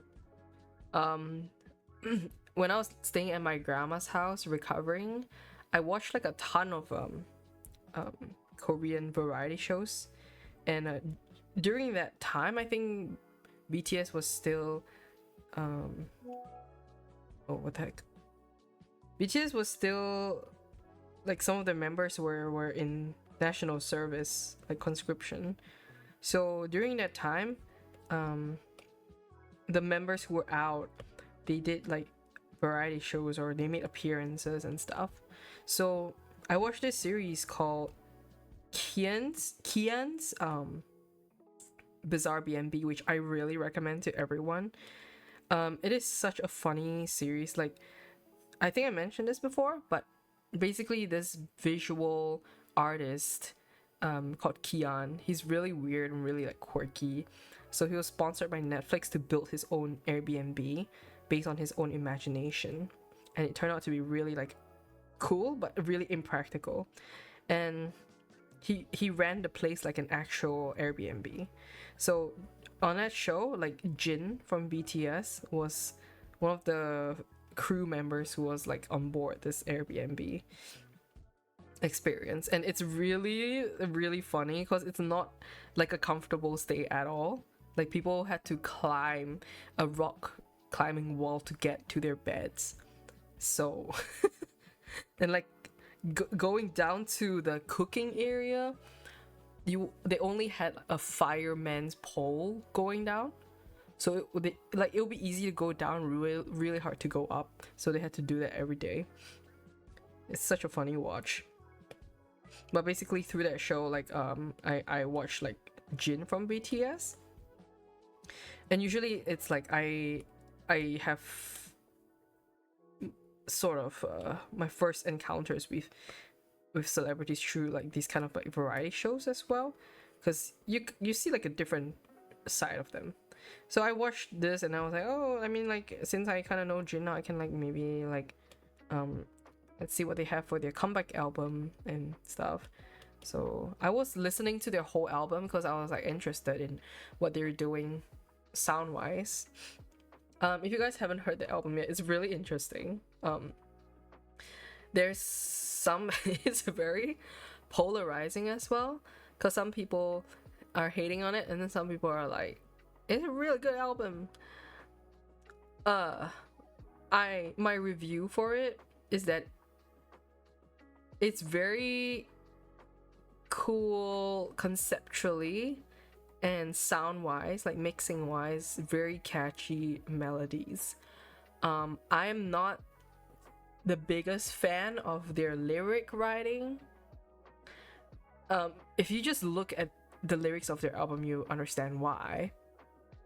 But the songs are really catchy, so it's annoying because it gets stuck in your head. And then this album is titled Arirang, which is like this Korean tune that all Koreans know. It's like in Singapore, if you tell a Singaporean to sing Home, they all know how to sing Home, something like that. But Arirang has a longer, like way longer, oh my god, excuse me, has a way longer like historical context. It was like almost like a work song, I think. I have to educate myself more on that, but basically all Koreans know Arirang. And so this album is titled Arirang, so I think they were like paying homage to Korean history. I am not too sure what some of the tracks have to do a whole lot with that, but there is just one track in the entire album, and it is called as in one of the tracks in the album is called Number 29. And the track itself is just the sound of like a Korean bell ringing. And if you don't know what I mean by Korean bell, it's like one of those like more ornamental pieces, like metal pieces, that when you hit it, like resonates within itself. Like it's more like a celebration of craftsmanship kind of thing, and it has like inscriptions in it and things like that, and it's like aged with the green patina and things like that. And so they didn't rang it, but they took the clip of historians who rang it last year to just, you know, check if the bell's still intact and things like that, and they put it in the album. Oh, oh, oh my. Oh, thank you for the sub. Thank you for hydrate, nostalgic. I will drink. Ming Chiling. Thank you for the sub, Prime. I made it home. Yeah, nice to hear you made it home safely. Have a good rest. And oh my gosh, nostalgic too.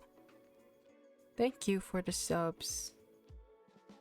I really appreciate you guys still being here, even though my streaming schedule is fucked.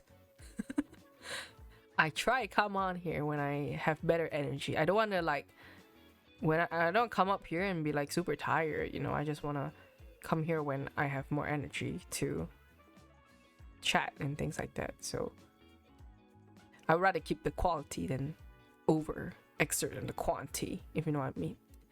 But yeah, really appreciate you guys chilling here. What was I saying?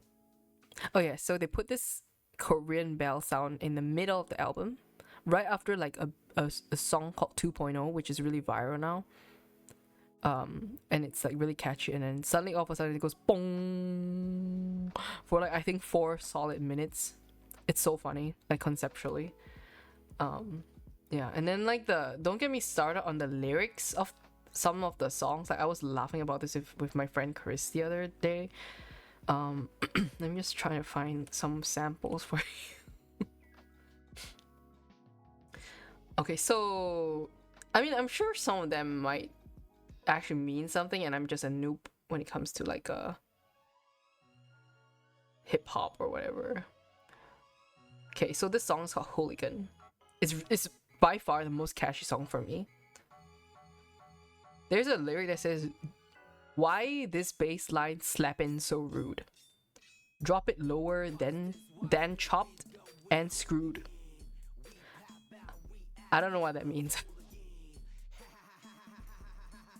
Hooligan. This song was like stuck in my head. This part. Why this bass line slapping so rude? Drop it lower than chopped and screwed. What does that mean? I don't know what that means. They have like all these things that they write, and it's like I don't know what they're talking about. One of the funny thing I will say, okay, let me just say this before I go pop another pill. Because I feel a little bit of fever coming, but I'm fine though, like just feel a little bit fever. So there's this track, number 4, called Fire in their album. Fire is spelled F-Y-A. So my first impression when I read that, I thought it was F-Y-A. I thought it stood for something. And then I heard the song. Okay, I'll show you the song. The chorus goes like, everything lit is fire. Everything big is fire. So they're talking about fire.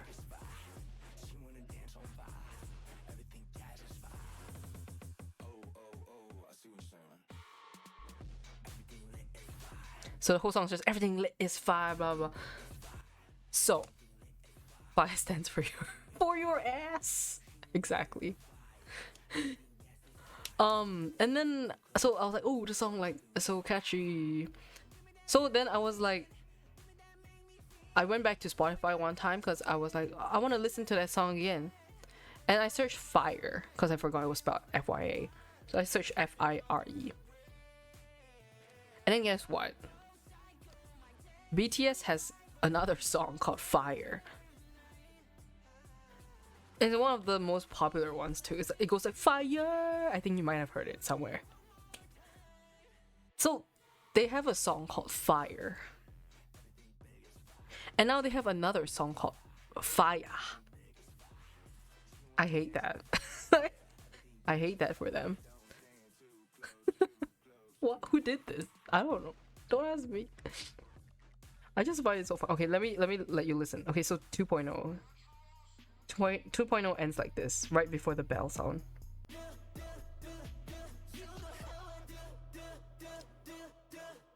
It's like a really like heavy trap song. And right afterwards, fucking bell. For like 1.5 minutes. It's just a bell. And it has 51 million plays. I can't. The next song's gonna be fire. Yeah, it's just like, hey, just spell it differently. Why not? One of the tracks I found interesting is "They Don't Know About Us." At the start, one of the guys like sing the track as if it was a sample, but it's actually like sang by them, so it's not actually like an old sample, but it's stylized like that. It sounds like that,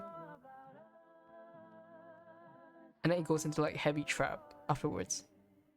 Trap.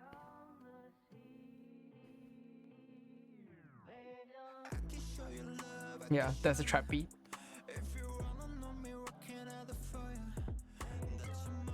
I mean, BTS is mainstream. There's a lot of like, you would expect a lot of mainstream stuff here. But I mean, I have been enlightened before that the members do have very like sophisticated craft as well. Like RM, the rapper, I saw like a MV of his. He does pretty like sophisticated works as well.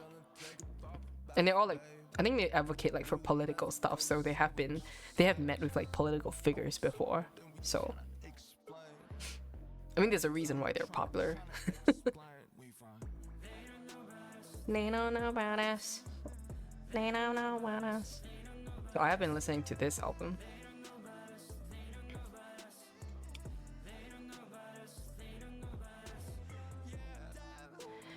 My favorite track from this album is Hooligan. You guys can listen to it.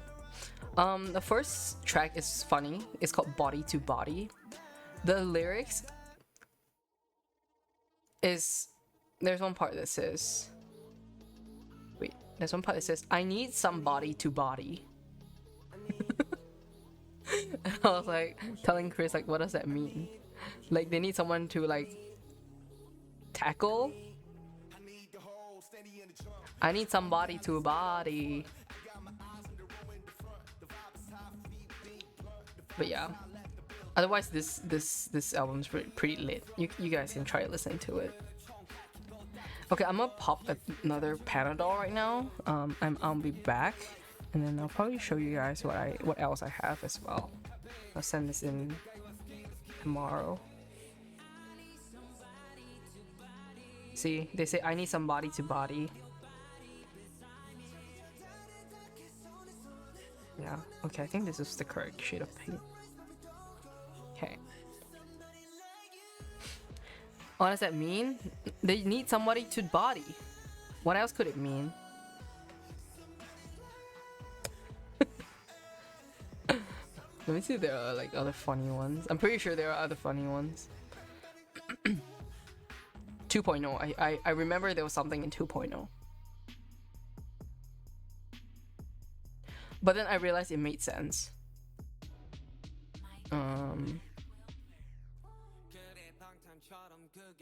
Okay, there's one part that says, "Baby getting too lit, raw, rah, rah, rah, rah, rah, rah, yeah.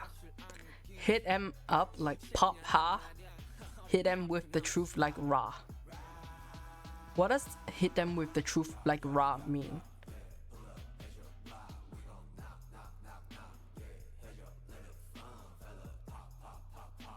But this song is very popular now because the dancers are all dancing to it. It's a really nice track for dancing, I would say. You know how I do. Do what?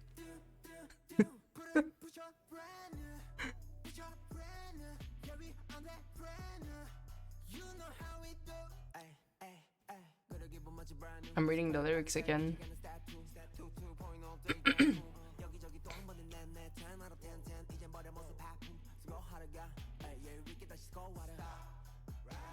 Well, not all of the album sounds like trap, so there are other genres as well. I think Swim is a slower one. Swim is their title track. It's more like pop.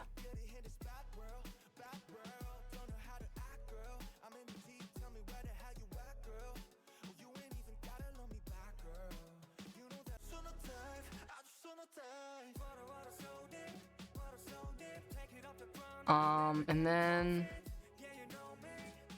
I like Please.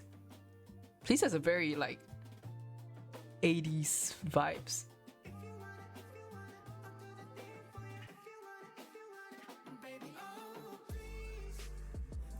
Like a little bit R&B.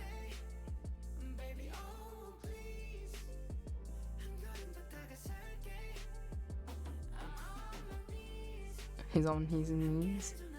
Okay.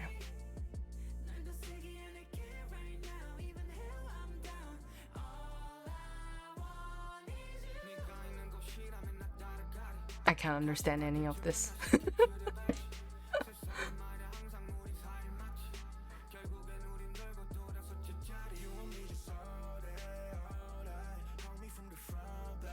Yeah, but I mean, it just sounds pretty mainstream because they're mainstream. I mean, these days I try to keep an open-minded, you know, when I listen to song albums, to look at them in a more educational manner, like to study like what they do for the album. So I decided to check out this album because I was like curious a little bit. Okay, BRB, I'ma go pop that pill. You guys have fun with this track while I go.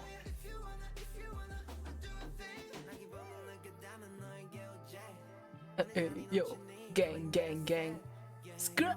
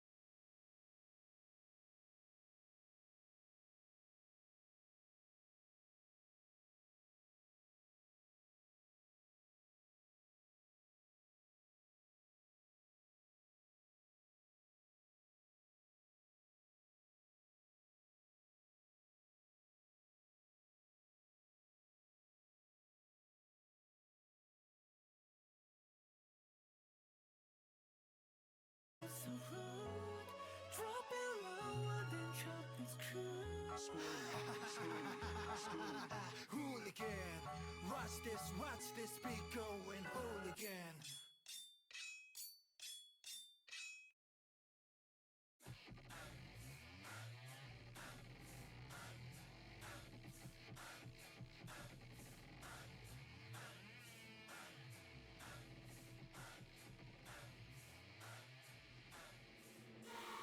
Everything lit is fire, everything big is fire, everything lit is fire, everything big is fire.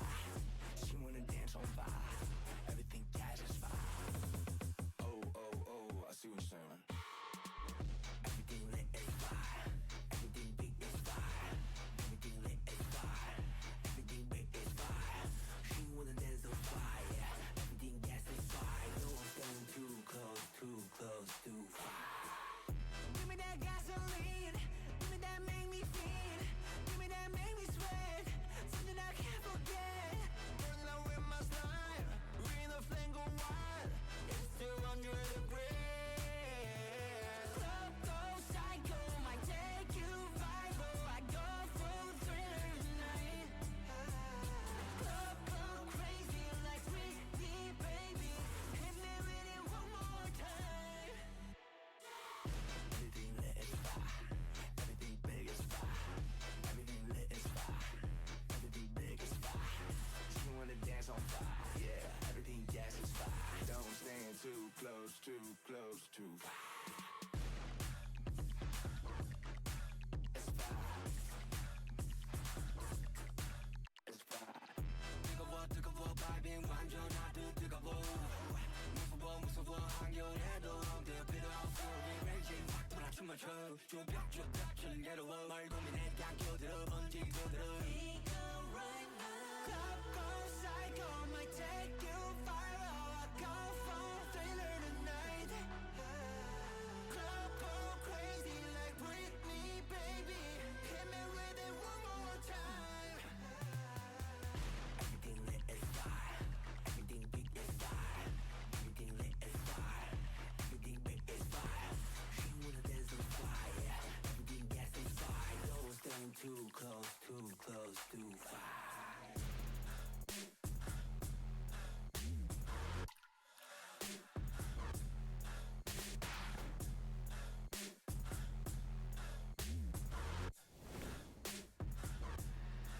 It's fire. Everything lit is fire, everything big is fire, everything lit is fire, everything big is fire. She wanna dance on fire, yeah, everything gas is fire. Don't stand too close to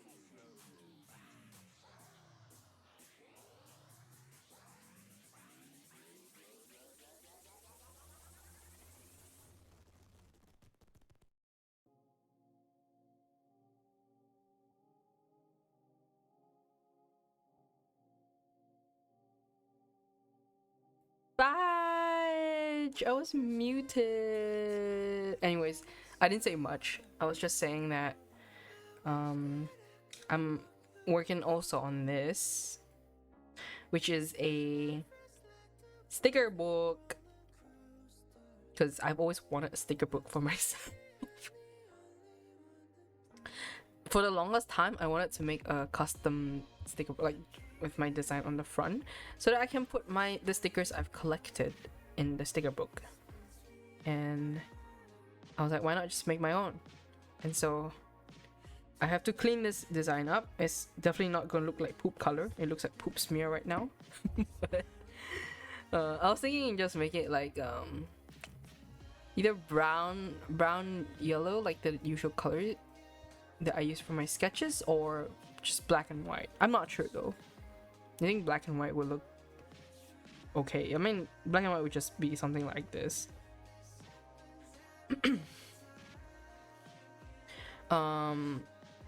It could be brown, and then I was thinking like the background, not necessarily this brown, but maybe some other shade of yellow or something. But anyways, I will clean up the sketch.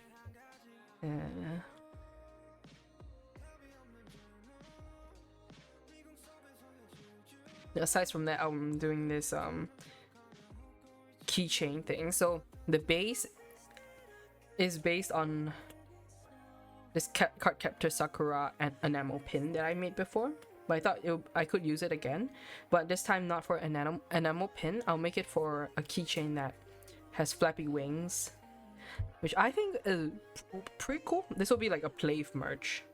So I took care of like, these are my originals, like the knee keychain, the breaking your leg keychain, and the sticker book, plus my album CD covers is my originals. Play ones, I'm working on them. I ordered some photo card stuff already from existing drawings that I have. This one's gonna be new. I don't know, I made like a whole wish list, so I'm trying my best to like finish them as much as possible. It's just a wish list.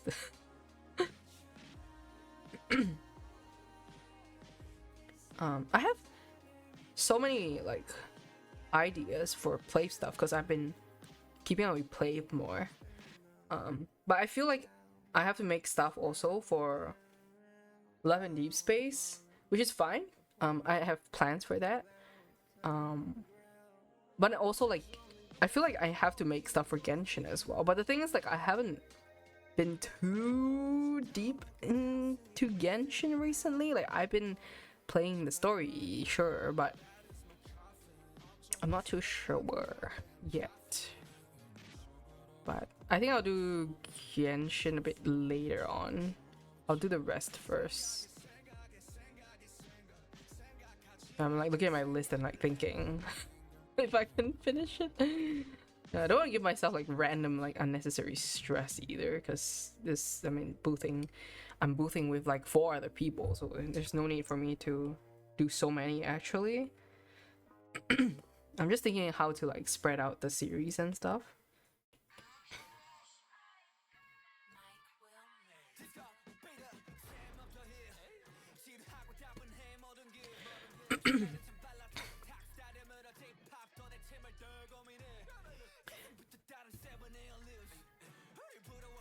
Also, Plav's new album is coming out really soon, and let me show you some of the cutest stuff.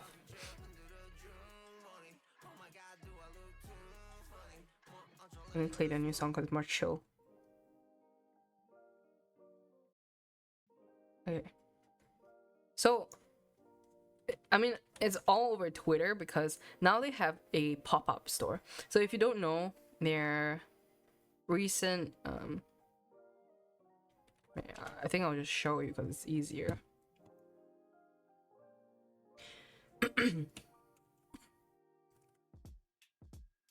They have one of the coolest like marketing campaigns. Like, their marketing never misses, I'm telling you.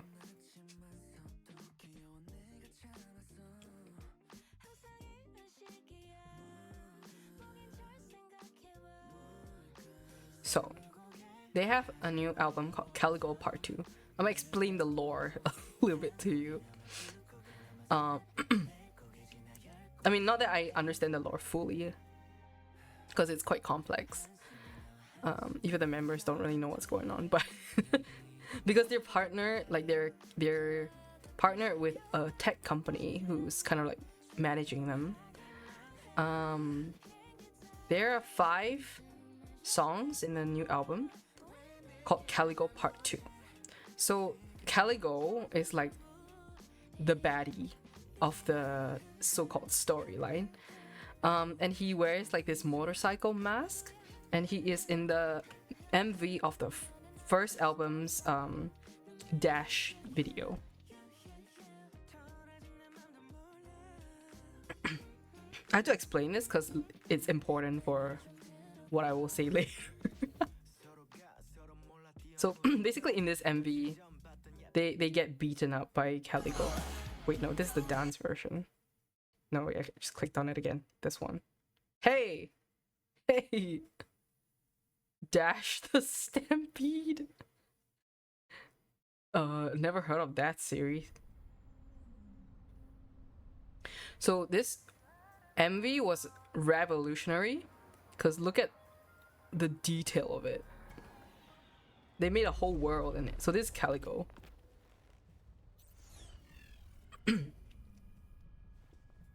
And there's a storyline going on, I'm not too sure, but Caligo canonically, according to them, is Unho. Oh my god, this is gonna get confusing. But this is Unho. So he's like the white hair, black hair, two cut guy, two block cut guy, and he's from apparently the same universe. Man, where do I start with this lore? It goes so deep. Okay, from the beginning, okay, Plave is basically like characters that come from different universes of a mangaka who had to like stop his manga series. So they were like sort of like abandoned characters in a sense, and they all were put into the same universe, right? So Unho and Bambi are from the same universe, so it's like this very like cyberpunk kind of vibe. And this Caligo guy is supposedly inferred from this video, one of like Unho's friends. So his canon name is called Terry, so everyone calls him Terry Nim. It's like Nim is like the suffix, like Mr. So they call him Terry Nim. Start a bit beginning. It's so complex. Like people on Twitter have drawn graphs of this, and there's some time loop thing. I don't even know like all that stuff, but basically, this is Caligo. And he's sort of like taking over their universe. This world is called Asterum. So they all come from different universes, and then they gather in Asterum. I sound like an insane person talking about this. So these people are. This is Yejun, the blue hair guy. And then this is Noah, who's like sort of like a princess. Okay, Yejun is a marine biologist. So when he does his lives, he's sort of like in this underwater world kind of vibe. Noah is like the sort of like princess sort of vibe. So he is like in a palace. Bambi and Unho are from the same universe, so they're in like a cyberpunk city. And they came on like the same motorcycle. I'm not sure where in this scene, but like yeah. This whole video they're just fighting Caligo. Hamin is from like an outer space spaceship thing, so you can see like he sort of like descends from there. So they're all like acting as manhwa characters. It's essentially like VTubing, but very advanced. And they make music with the tech company. It's amazing. Like this collab, it's just so amazing to me. So all these are like real people like acting out.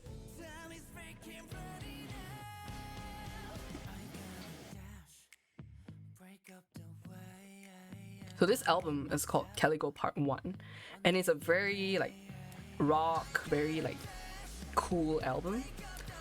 Since then they released other like more pop albums, and then they had the Sanrio collab. So they had another song which is more like cutesy. And then afterwards, now the album that's being released is called Caligo Part 2. So it's a continuation of their main lore. Is this making sense? But look at the graphics, it's so amazing.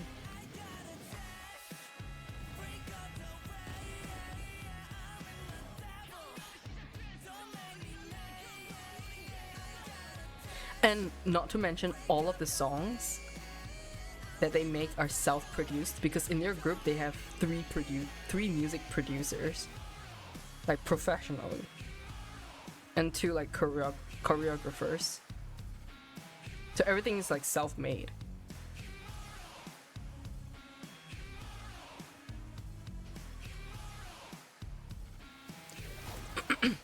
I'm kind of following, but I also got a bit of a headache.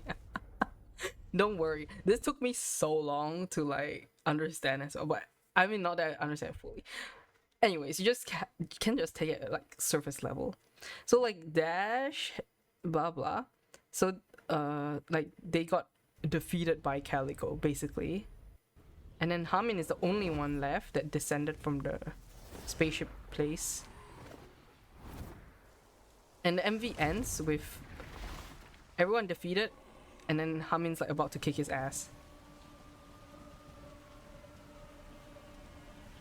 Hamin, not to be confused with Yejun, who has blue hair. Hamin has black hair.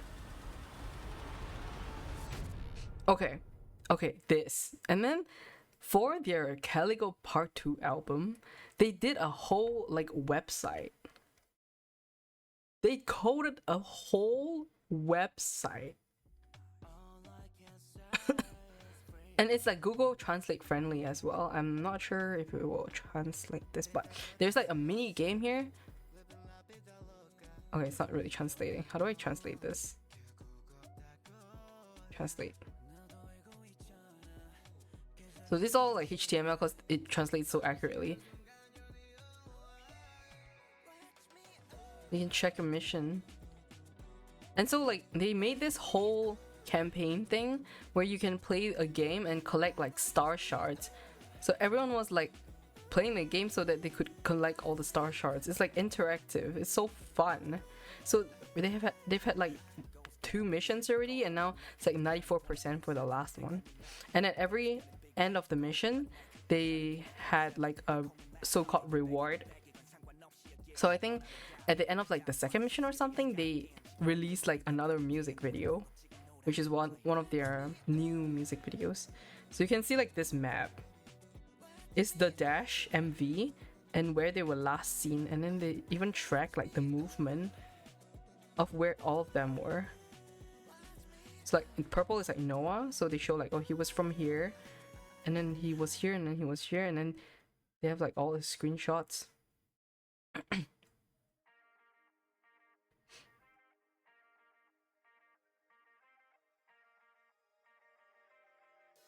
And this one's quite funny because they zoom into his dead body. Wait, I think this one.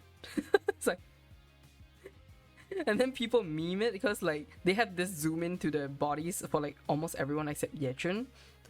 Cause lore is he disappears afterwards. But then like everyone drew like a blanket over them. So like, you can like click on this. I mean you can play with it as well. It's a I can link it here. I love stuff like this. It's so fun. There's so much effort that like only a tech company can do, I feel.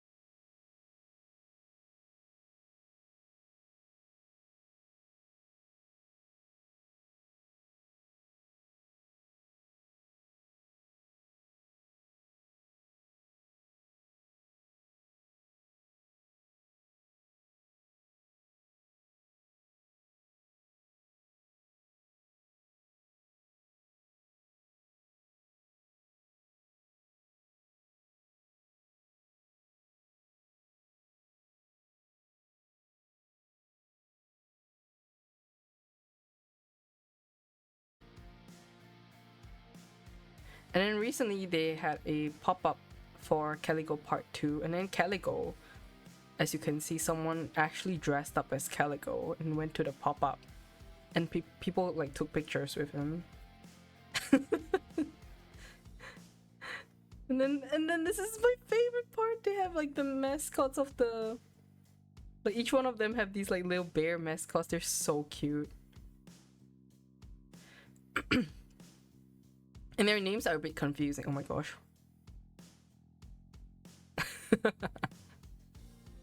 It's so funny because he's supposed to be the enemy, but he has like no aura.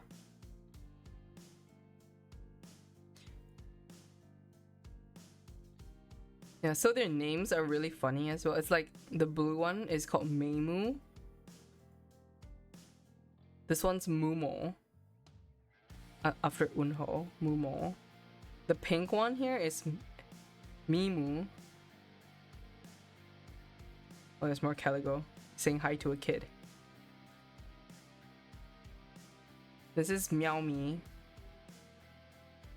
And then the yellow one, not sure I can find a yellow one. Anyways, there's a yellow one called, oh, oops. Oh, there's a yellow one also called Moi. So there's Meimu, Moi, Mimu, Mumo, Meow Me. Yes. So during the pop-ups and during the concerts, they bring out the mascots as well.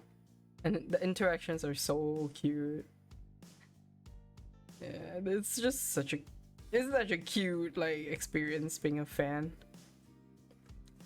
Like, which other K-pop group does this?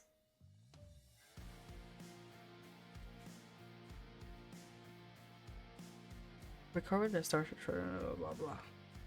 Got 4 days more to complete this. I don't even know what this is. View mission 3. Oh my god, it's kind of small. Hold on. Whoa, whoa, whoa. The star shard is not just one. It is said that these shards, each glowing with a mysterious light in various shapes, possess different powers. However, the stones only awaken their true power when they become one. Unite the many into one.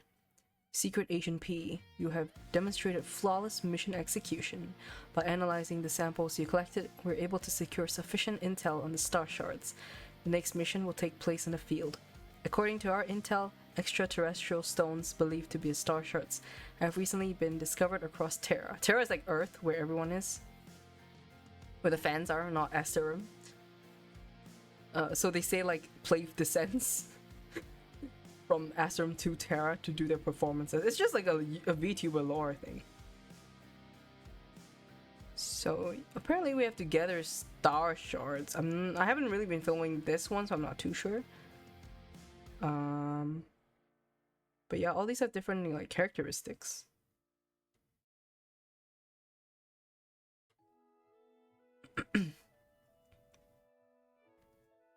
Did they like stop the game already? No.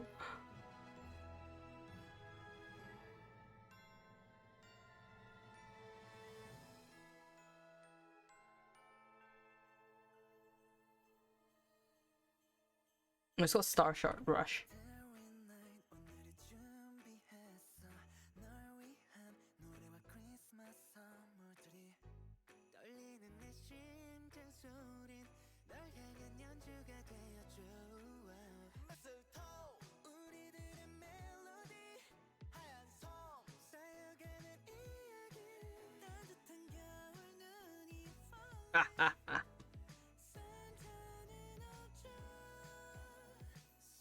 Okay, let's see.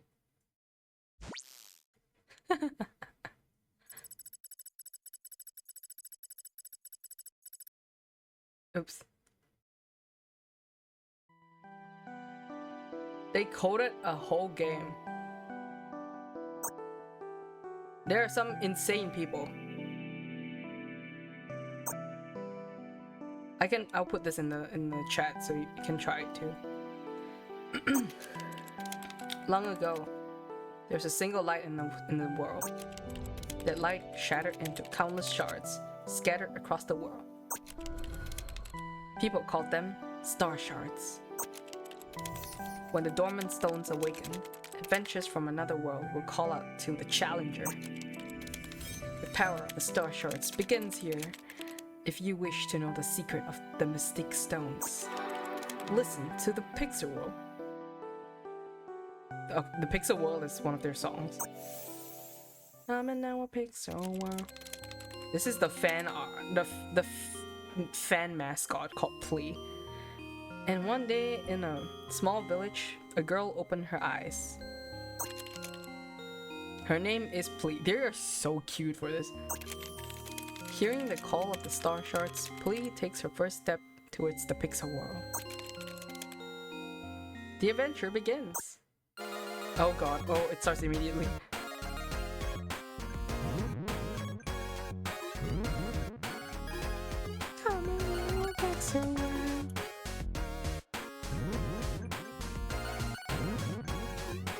So much for art stream.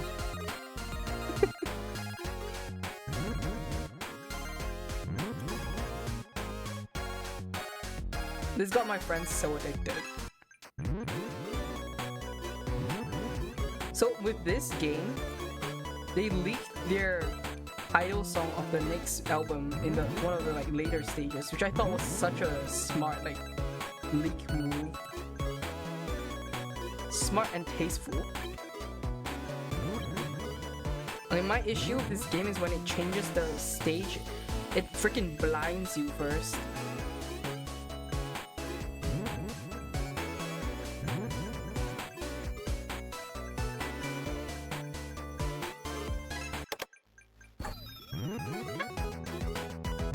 This is pump up the volume. Let's Caligo in pixel form.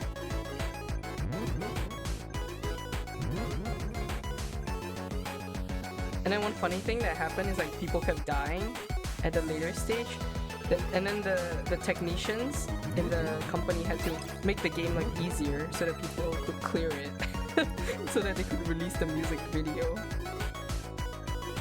And then Play was like, "You guys suck at the game," jokingly.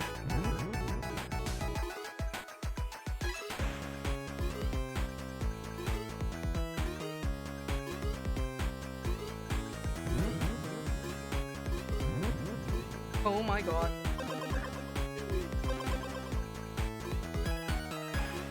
This is Dash.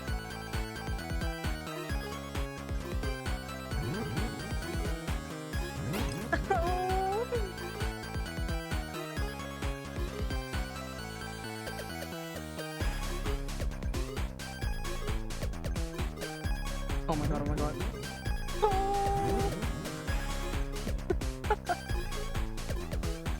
Oh my god.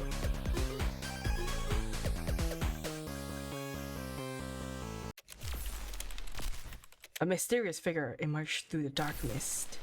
Caligo! Leader of the Caligos, Terry. He seems just as interested in the star shards as Plea. The power of the star shards gathered so far cannot be surrendered to... what? Caligo? Beyond this gate, hope awaits. And then it gets really hard. This is like the latest album title track leak. This one everyone dies. It's like Flappy Bird. Oh, I died immediately. No. Anyways. Wait, I thought they gave more hearts afterwards, but I guess not. Never mind. And then afterwards, they released this music video, which is... it's so cute. I love it so much.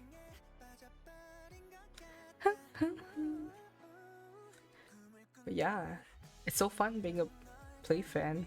Everyone should join in.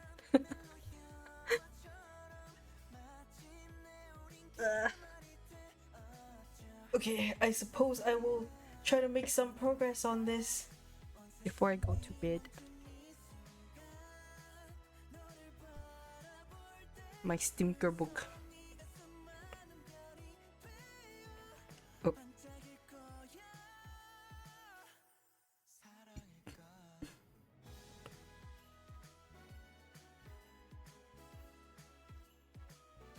Should it just be black and white? Let me try.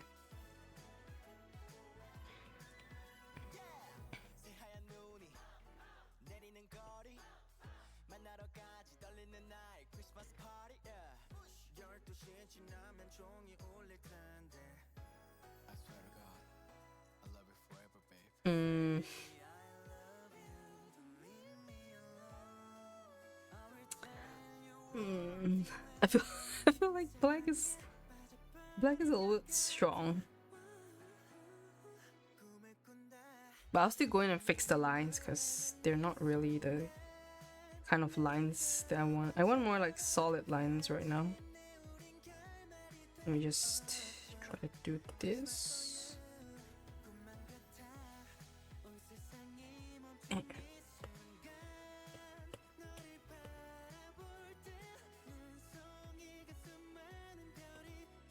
Maybe I use this brush.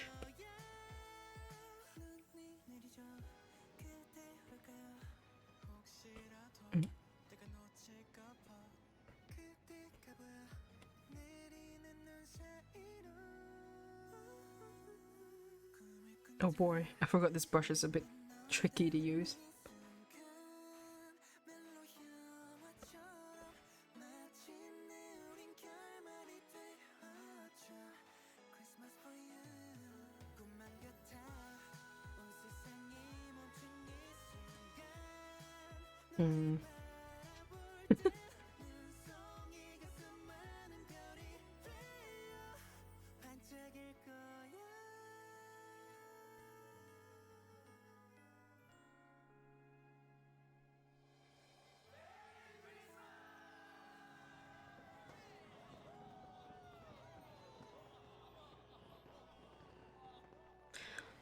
I don't know how to feel about this brush. Let me see. Try to go a bit further with it.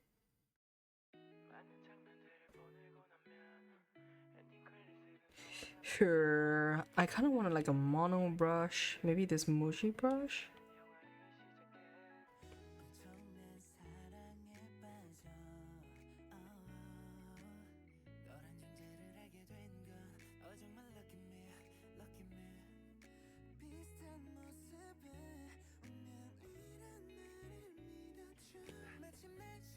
Up the stabilization.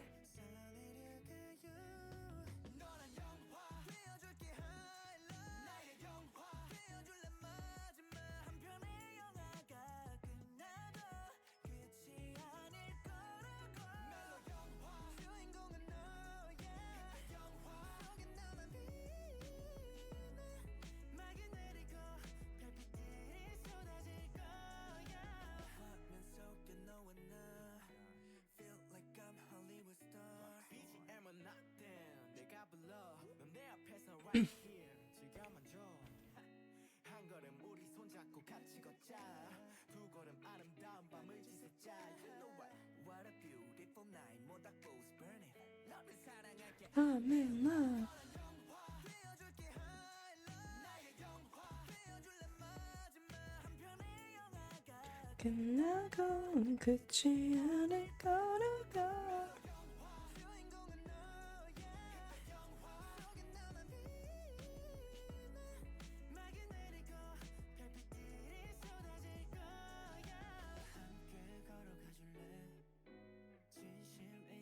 Okay, this brush is not so bad.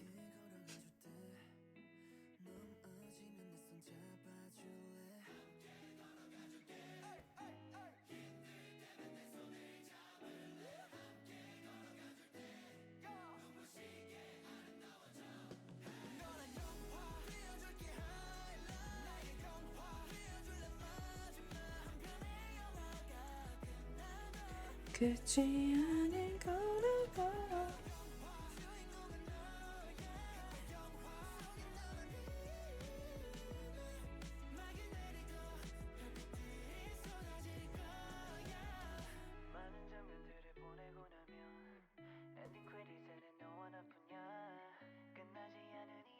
Oh my gosh, if I wasn't streaming right now, I would 100% be on the bed doing God knows what.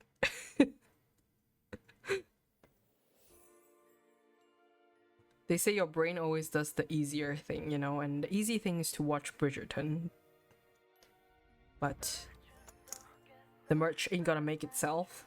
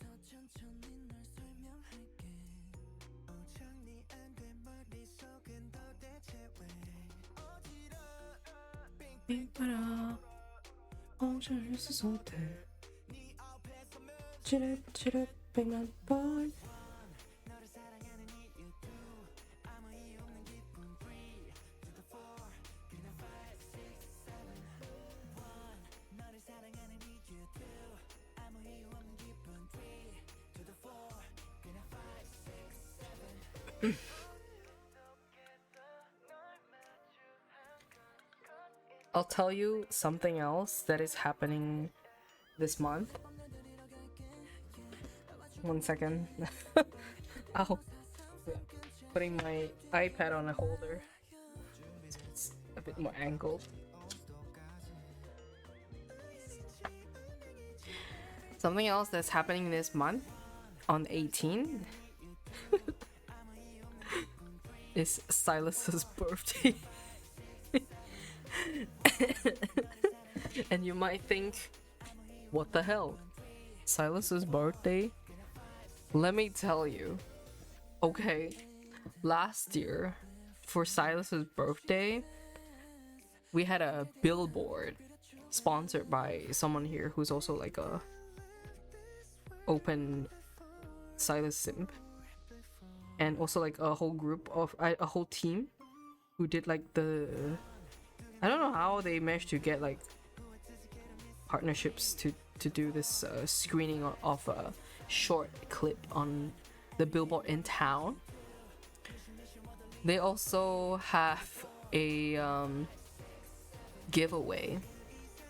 So last year I queued with my friend Toma for fun. Okay, it was really for fun. Because they said that they were giving out like freebies for the birthday event. And since like we're in town already, I mean we're going to town to like just check out like another event there, which is also Silas' birthday pop-up. So we were like queuing for the freebies, and you know, you not just anyone can get the freebies, mind you. You have to be like affinity level 80 or like level something something to be able to get the freebies. Too easy for me, right? I'm at affinity level 101. But basically, like, we queued under the sun, and then we were like holding umbrellas and stuff. Okay, funny story from last year. We're queuing, and we're like waiting for the line to open for them to give out the towels. I mean, they were giving out towels. And I think they didn't make enough. So, I mean, in the end, the towels ran out like really quickly. But while we were queuing, the line got a little bit messy. Like, nobody knew, like, it wasn't a zigzag. So no one really knew like which line was at the front and which was at the back and whatever. And so Toma and I were like queuing for it. Halfway, I don't know what happened, but the line got messed up. So we somehow got pushed to another row. And then some people got pushed to our row. And then there were like this bunch of kids behind us, because you know, Love and Duty Space is such a wide audience, right? I think they're probably younger than us, I hope, because they were really immature about it. And they were like, oh my gosh, like, you guys cut our queue because we're like supposed to be like in front, and then now we're at the back. And then me and Toma and I were just like, the fuck? Like, we didn't even move from our spot, and we didn't cut nobody's queue. Yeah, and then they were just being like really immature about it, because they were like, oh my god, we'd be so upset if like we couldn't get our freebies because of this. And then Toma and I were like, chill, it's just towel, man. for a fictional man. Like, I guess being at that age is something else, because I feel like I've already outgrown like actually like simping over fictional men. And it was like quite a funny situation being in that queue, because it's right in town, in one of the like most popular places to shop for like tourists as well. And so like when you were walking across the area as a tourist, imagine like you just see a bunch of people, of girls, queuing under the hot sun with umbrellas out, and you're just like, the fuck. And then you see like cardboard standouts of Silas. And then people are like cosplaying as like Silas, so. And then being like the POV from being in the line is like, just look at them and you're like, yep. And then I heard someone say, oh, so they're just here for the cardboard cut out. And I was like, I mean, you're not wrong. I mean, you know, it's fine. But anyways, because we didn't get the towel in the end, like Toma and I just, you know, we were just like, whatever, man. And we just went off. So, I mean, we both agreed it wasn't a big deal. We got the cardboard cutout at home. I actually do.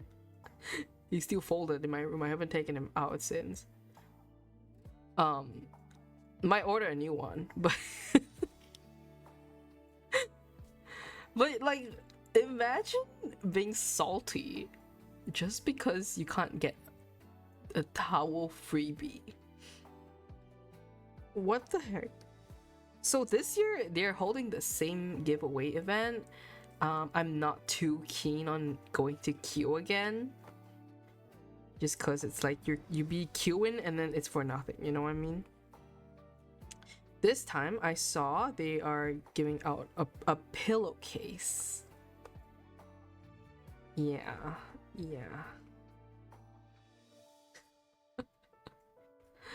Yeah, but basically, like, I told, like, when that cutting queue thing happened, I told Toma, like, like Silas wouldn't really like that, you know?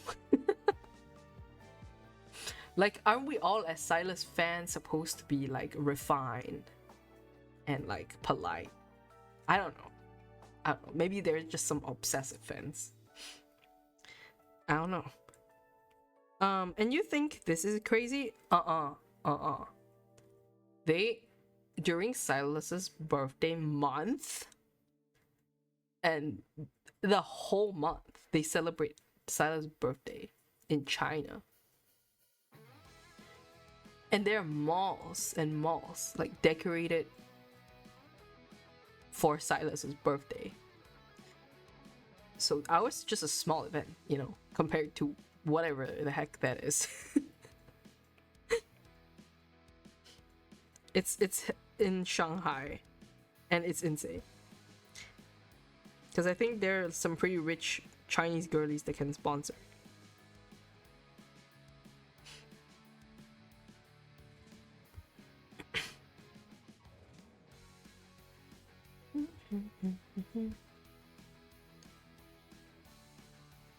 Sometimes I hang out around like younger anime fans or like popular culture fans, and I'm like, I feel old.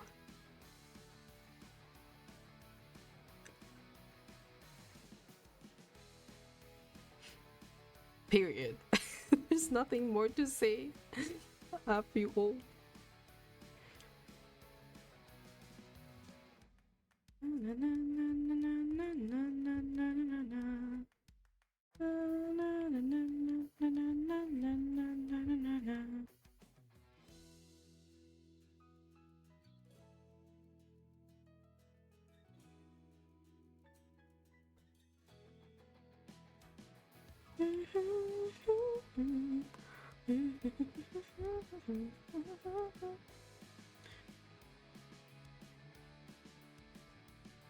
Here we go.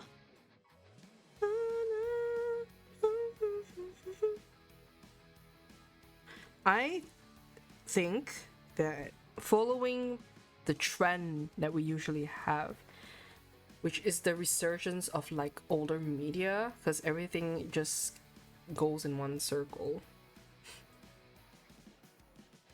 Like now we have Jujutsu Kaisen or whatever, it's like the so-called the main thing, right? But next time there's, I mean, even now I feel like there's gonna be like the Naruto resurgence again. We're gonna go back again, and we're gonna see like young kids watching Naruto again.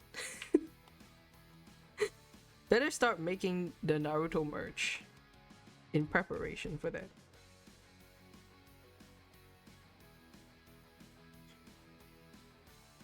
One of my friends who goes by, oh my god, what's the art handle again? Lucky Breaker. She's an amazing artist. She does a lot of JoJo art. Her art's so good. Let me try to show you. Phenomenal art.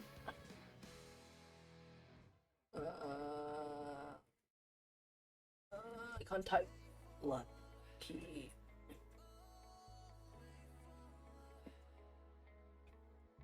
Oh my god, you will be blown away. Look at that.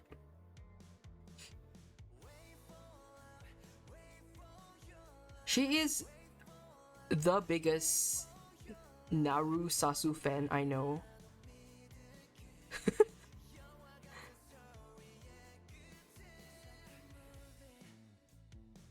And yeah. Yeah. Basically, she has a, was it 70 plus slide deck on Narusasu, which is Naruto and Sasuke, like the ship name. And one of the cons, I think actually last Dojima, or was it the con before that, like AOI, she was walking around and like trying to convert people into Narusasu fandom. So she literally, she was like holding an iPad and like giving a lecture using the 70 plus slide deck on Narusasu. Amazing.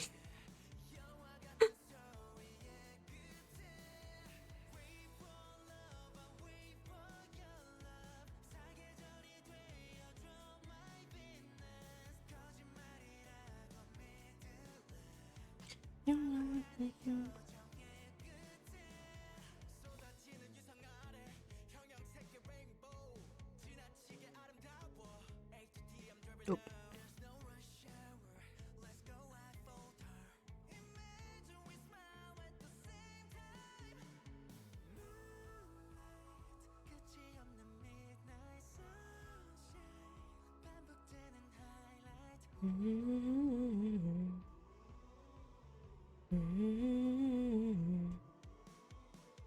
Wait for love, wait for your love, wait for love.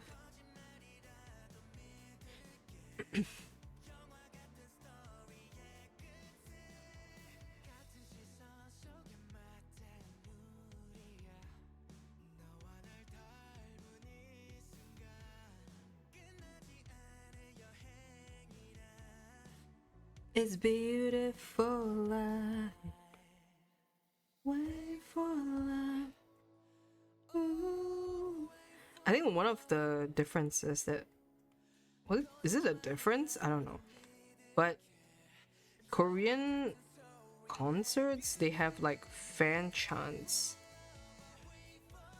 So usually, like from what I heard from my friend, like usually at concerts they don't sing along with the artist, but they learn the fan chants that like complement the concert, which is interesting. Because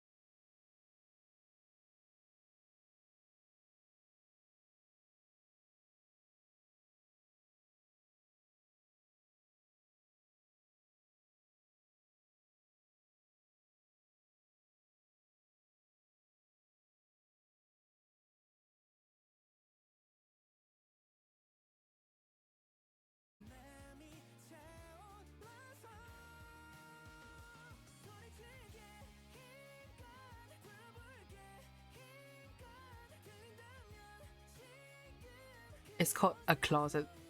It sounds like a joke right there. It's called a closet.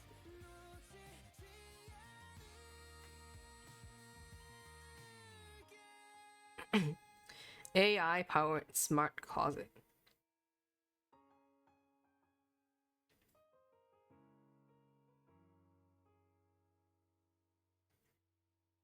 Can you do you have to like take pictures of the things you already have to document it first? I mean, it is a pretty nifty app because like you actually like document what you have in your closet, so you stop like buying so many things.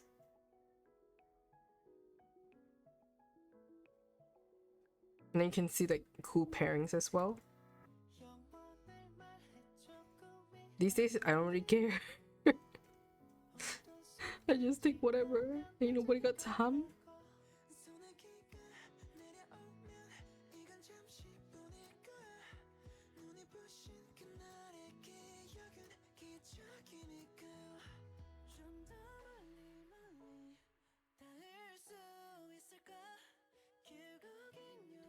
Lots of pics. Just want to try it out. Maybe it works. Honestly, no clue. Well, one way to find out. Because sometimes in my head, right? In my head, it looks good. Then I try it and then it doesn't. So.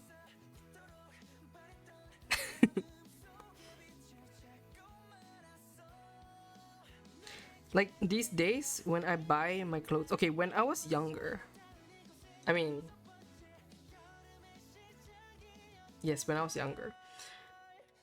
When I was younger, I used to like a lot of graphic tees. Because like Uniqlo was my shit. Because they had a lot of graphic tees. But then I think I grew out of it. Gonna send you lots of outfits. Oh, slay! Send it over. Oh my god.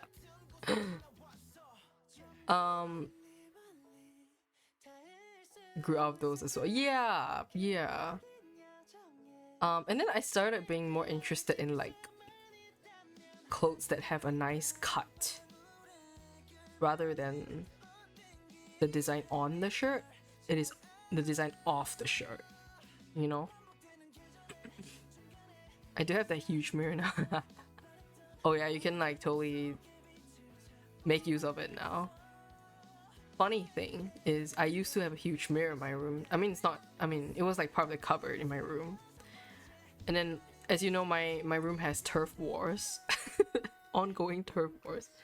And then my dad like took down the entire cupboard, right? Because he built whatever the heck that is my room right now.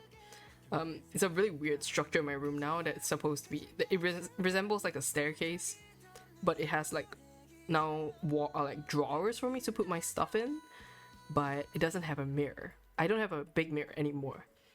So I have to always go over to my sister's room to use the mirror. Or my parents' room to use the mirror. The calyx? The calyx? What's that? Calyx?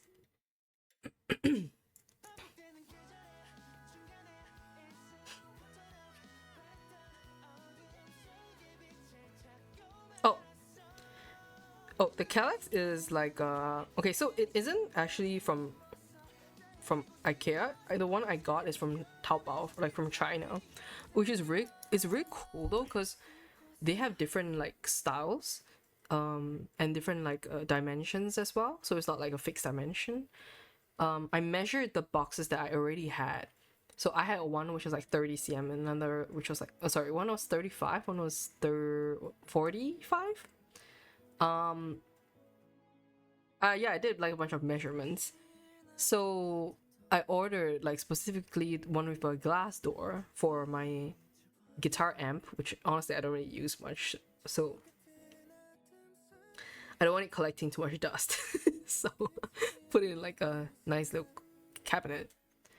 And then the other one is for my other stuff like perfume or you know,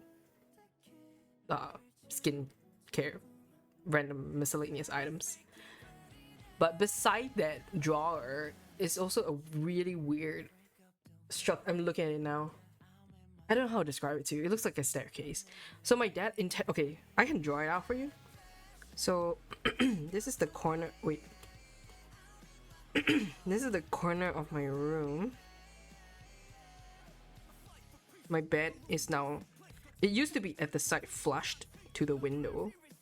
Now it is smack in the middle of the room. Really weird feng shui.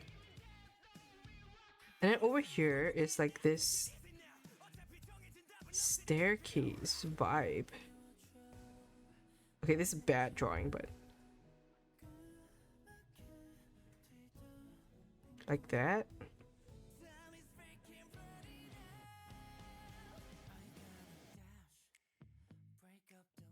And then here's my partial closet. So I put my clothes here.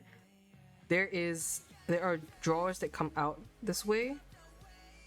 A little bit here too. There's like one there. So you can like essentially climb up here.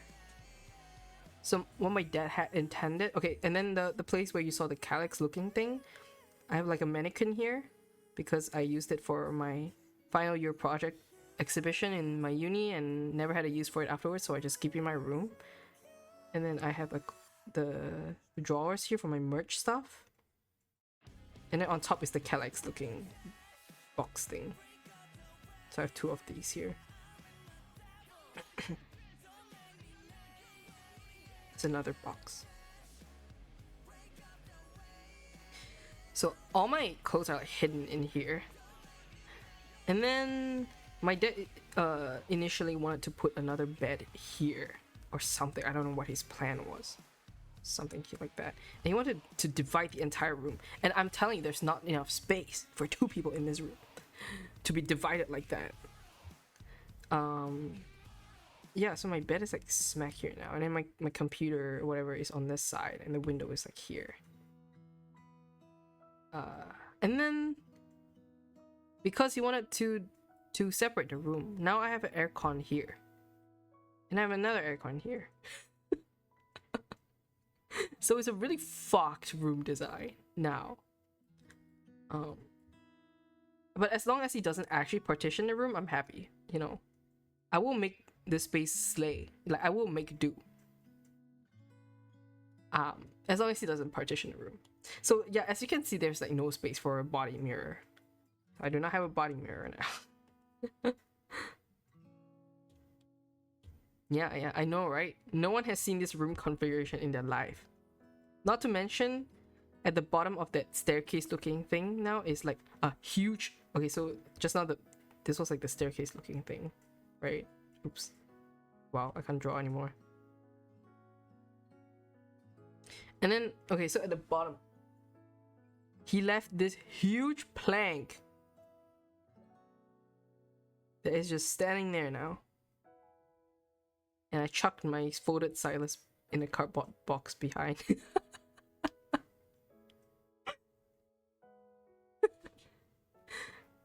Yeah, so I don't really know how long this large panel is gonna stay there.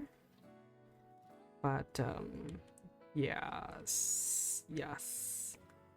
So the vibe of the room now is like, I'm making it more into like a...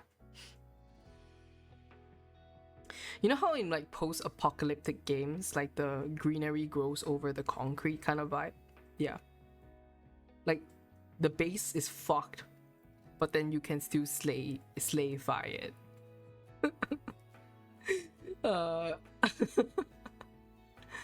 And then I recently bought, like, I had this whole cleanup mission, right? So I had a bunch of like stuff lying around, like a whole pile of like old artworks that I didn't know where to put, and also like drawing paper, which was a bit too large to fit anywhere.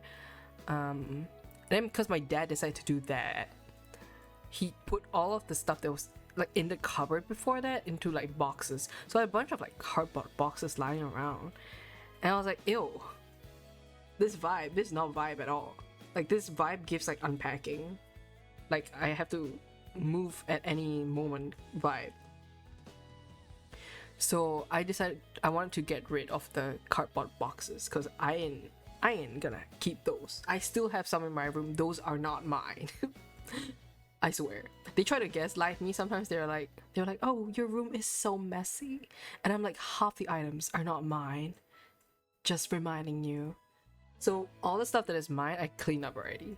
I was like searching actively for storage solutions. So the Calyx looking thing is one.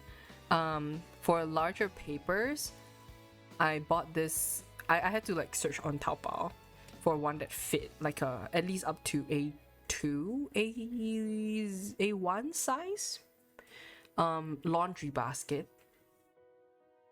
So it's the one I was building. Like it has this like X structure, and then the basket is like that. The X is there too, and then there's this like flap that goes over, which I really wanted this flap because this side of my room at the window, it gets kind of dusty at times, so I wanted to shield all the papers, and I didn't want them to catch any dust. I also have this roll, you know, the kind of like art type looking container for your like big art pieces.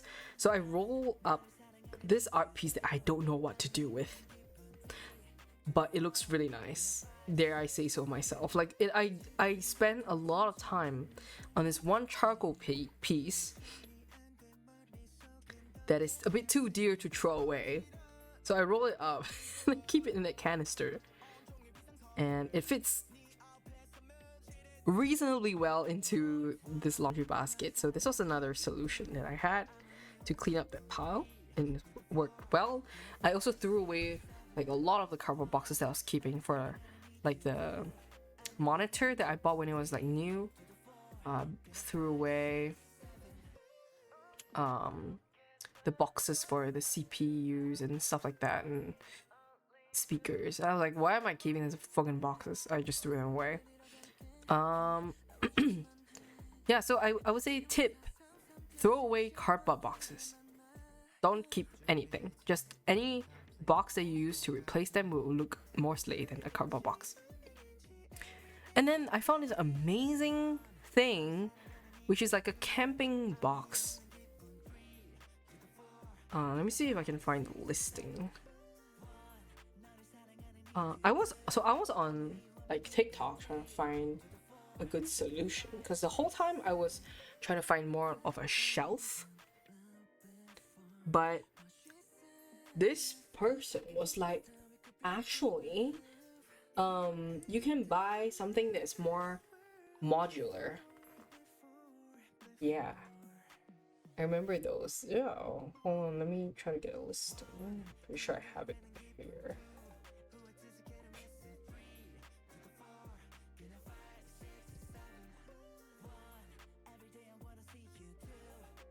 Oh yeah, I can show you. So this is the laundry basket I have. It's surprisingly such a good solution for the papers that I have. And then this is the box that I got. And it's so pretty, like okay, so at first I was just thinking, oh, I'll just like buy a similar box. So this box comes flat, and then you can like set it up. It's so easy to set up. And then when I was like scrolling on Taobao, and the algorithm like recommended me this one, I was like, oh my god, this is like perfect, because I really wanted to go with this like woody vibe as well, right? So this had like a really nice wooden platform looking thing. Could almost be like a tabletop, and it's supposed to be like a camping box. So once you set it up, you can open it from the front and also from the top, so it's so accessible. So right now I have 2 boxes of these, and one of them I used to store like all the books that I have. It's like my little mini library, and then the other one is for my merch stuff and my whatever collectibles I have. I have 2 other boxes for like electronics and other sentimental items. I think like letters and stuff, random stuff that are sentimental. You know how it is. Like sometimes you like keep them and then you don't really like look at them, but then when you look at them, it still feels like, oh my god, brings me back. So you still keep them. So yeah, I have boxes for these. These are like so good because they're modular. I love like modular stuff. You can just carry them everywhere. So yeah, I was like really looking into like storage stuff for a while. I was like, wow, I feel like Marie Kondo herself. And I was like kind of proud that I managed to fit everything. Like what I did is I literally measured the cardboard box that my stuff was being put into, and like I had to estimate like if the size was around there, because I want to make sure that all the stuff could fit in before I bought the box. Because imagine like you buy everything and it's like, oh, it doesn't fit. So yeah, planning everything beforehand, super useful.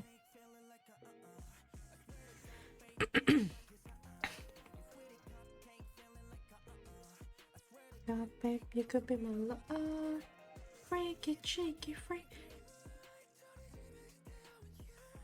One thing that I am now currently still on the search for is a bed frame.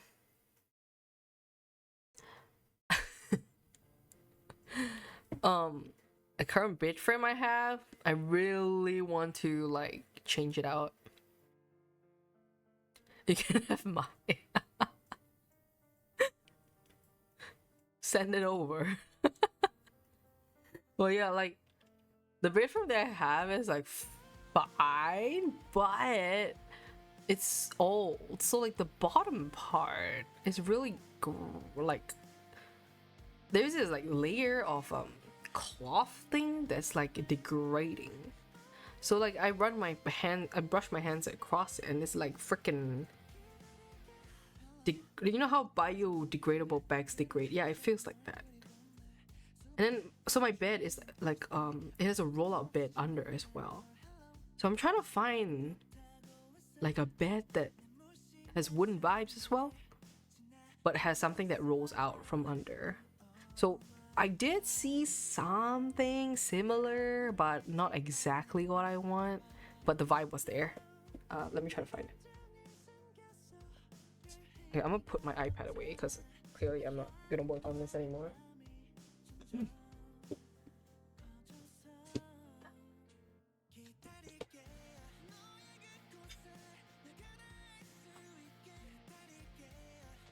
I'm just gonna chill now.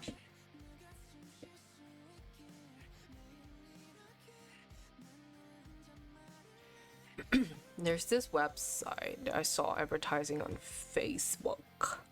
Picket and Rail. So this is the bed that I saw. Actually, it was more like in the bunk bed section. So this is the vibe. Like this is a vibe. I do not want a bunk bed. I just want a current bed frame that can replace my current bed, which is the bottom half of this plus the roll out. So it like this is nice, right? I don't want a bunk bed though, so I honestly don't know like if they have it. It's not cheap. Let me just say it's not that cheap because it's hardwood. Where did I see it? I don't know. I thought there was like one that was like just that and then the pull out. Actually, no, the one that I saw was just this without a pull out. I think you can get the pull out separately, like an add-on. But yeah. It's kind of cute. It is. It is. The issue with this design is this like bars. Why I say that is because like the dust will gather here and you gotta clean it all the time. So something like a solid, like just a solid one at the end is fine, you know. So I haven't found my dream bed yet. Like something like this, but without the bars. I mean, the bars are vibe, but maintenance. I don't know. I don't know. See, they have these really cool beds, like tatami platform beds. These ones are so cool. It's like a low kind of bed, and then inside there's storage, which is really helpful. My parents' bed is something like this, so they can actually lift up the whole bed and store stuff underneath. And I think they put like suitcases inside and stuff. This one's so cute. Like this one, hello. Okay, this is for Queen King. My bed is single. So this one, like this is so cute. The problem is I have another mattress. I have two mattresses. The one that's like underneath my current bed and hasn't been used because I can't pull it out. There's no space. This would be such a vibe. I'm just looking at it. And put your stuff at the side.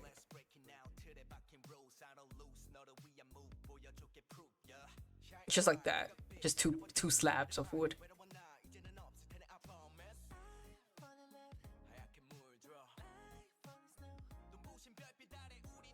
Oh, you can even do it without the platform. It's the original. Yeah, I don't know, this website has really nice beds, but look at the price. Oh my god. I mean, it's reasonable, I guess. It's reasonable.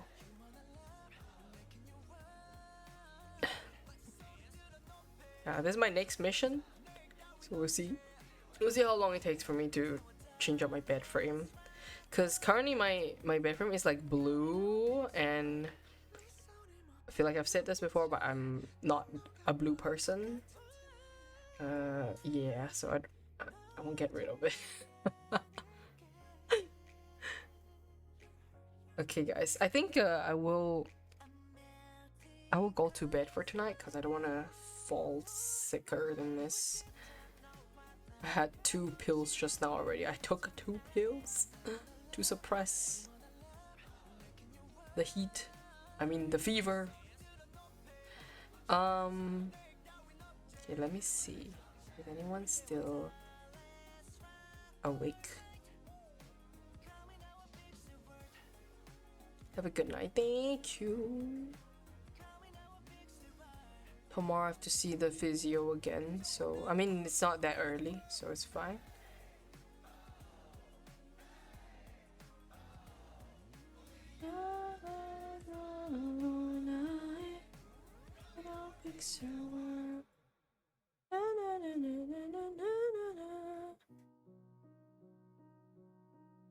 Dude, healthy gamer GG? Dude. Again and sleep, because as you are feeling stressed out, if you Okay, why not? No, actually that would be so weird to raid. There's this podcaster called Dr. K that I always listen to. He talks about like because he's a licensed psychiatrist. And his handle is called healthygamer_GG. I really like his content, but it'd be weird to raid, I think.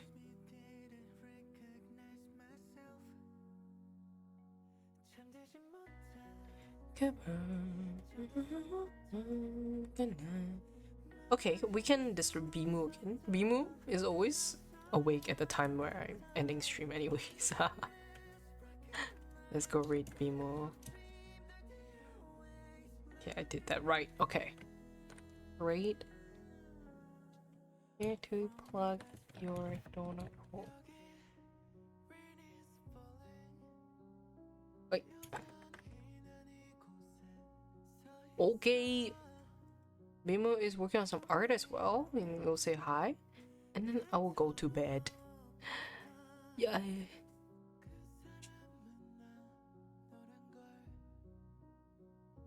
Look forward to Stinker book. Oh man, I still have to draw my play stuff tomorrow. Oh well, I have a day off tomorrow after physios or whatever. Okay, bye everyone. See you and have a great day ahead or great night, depending on your time zone. And stay safe and stay happy and healthy. And don't break your legs.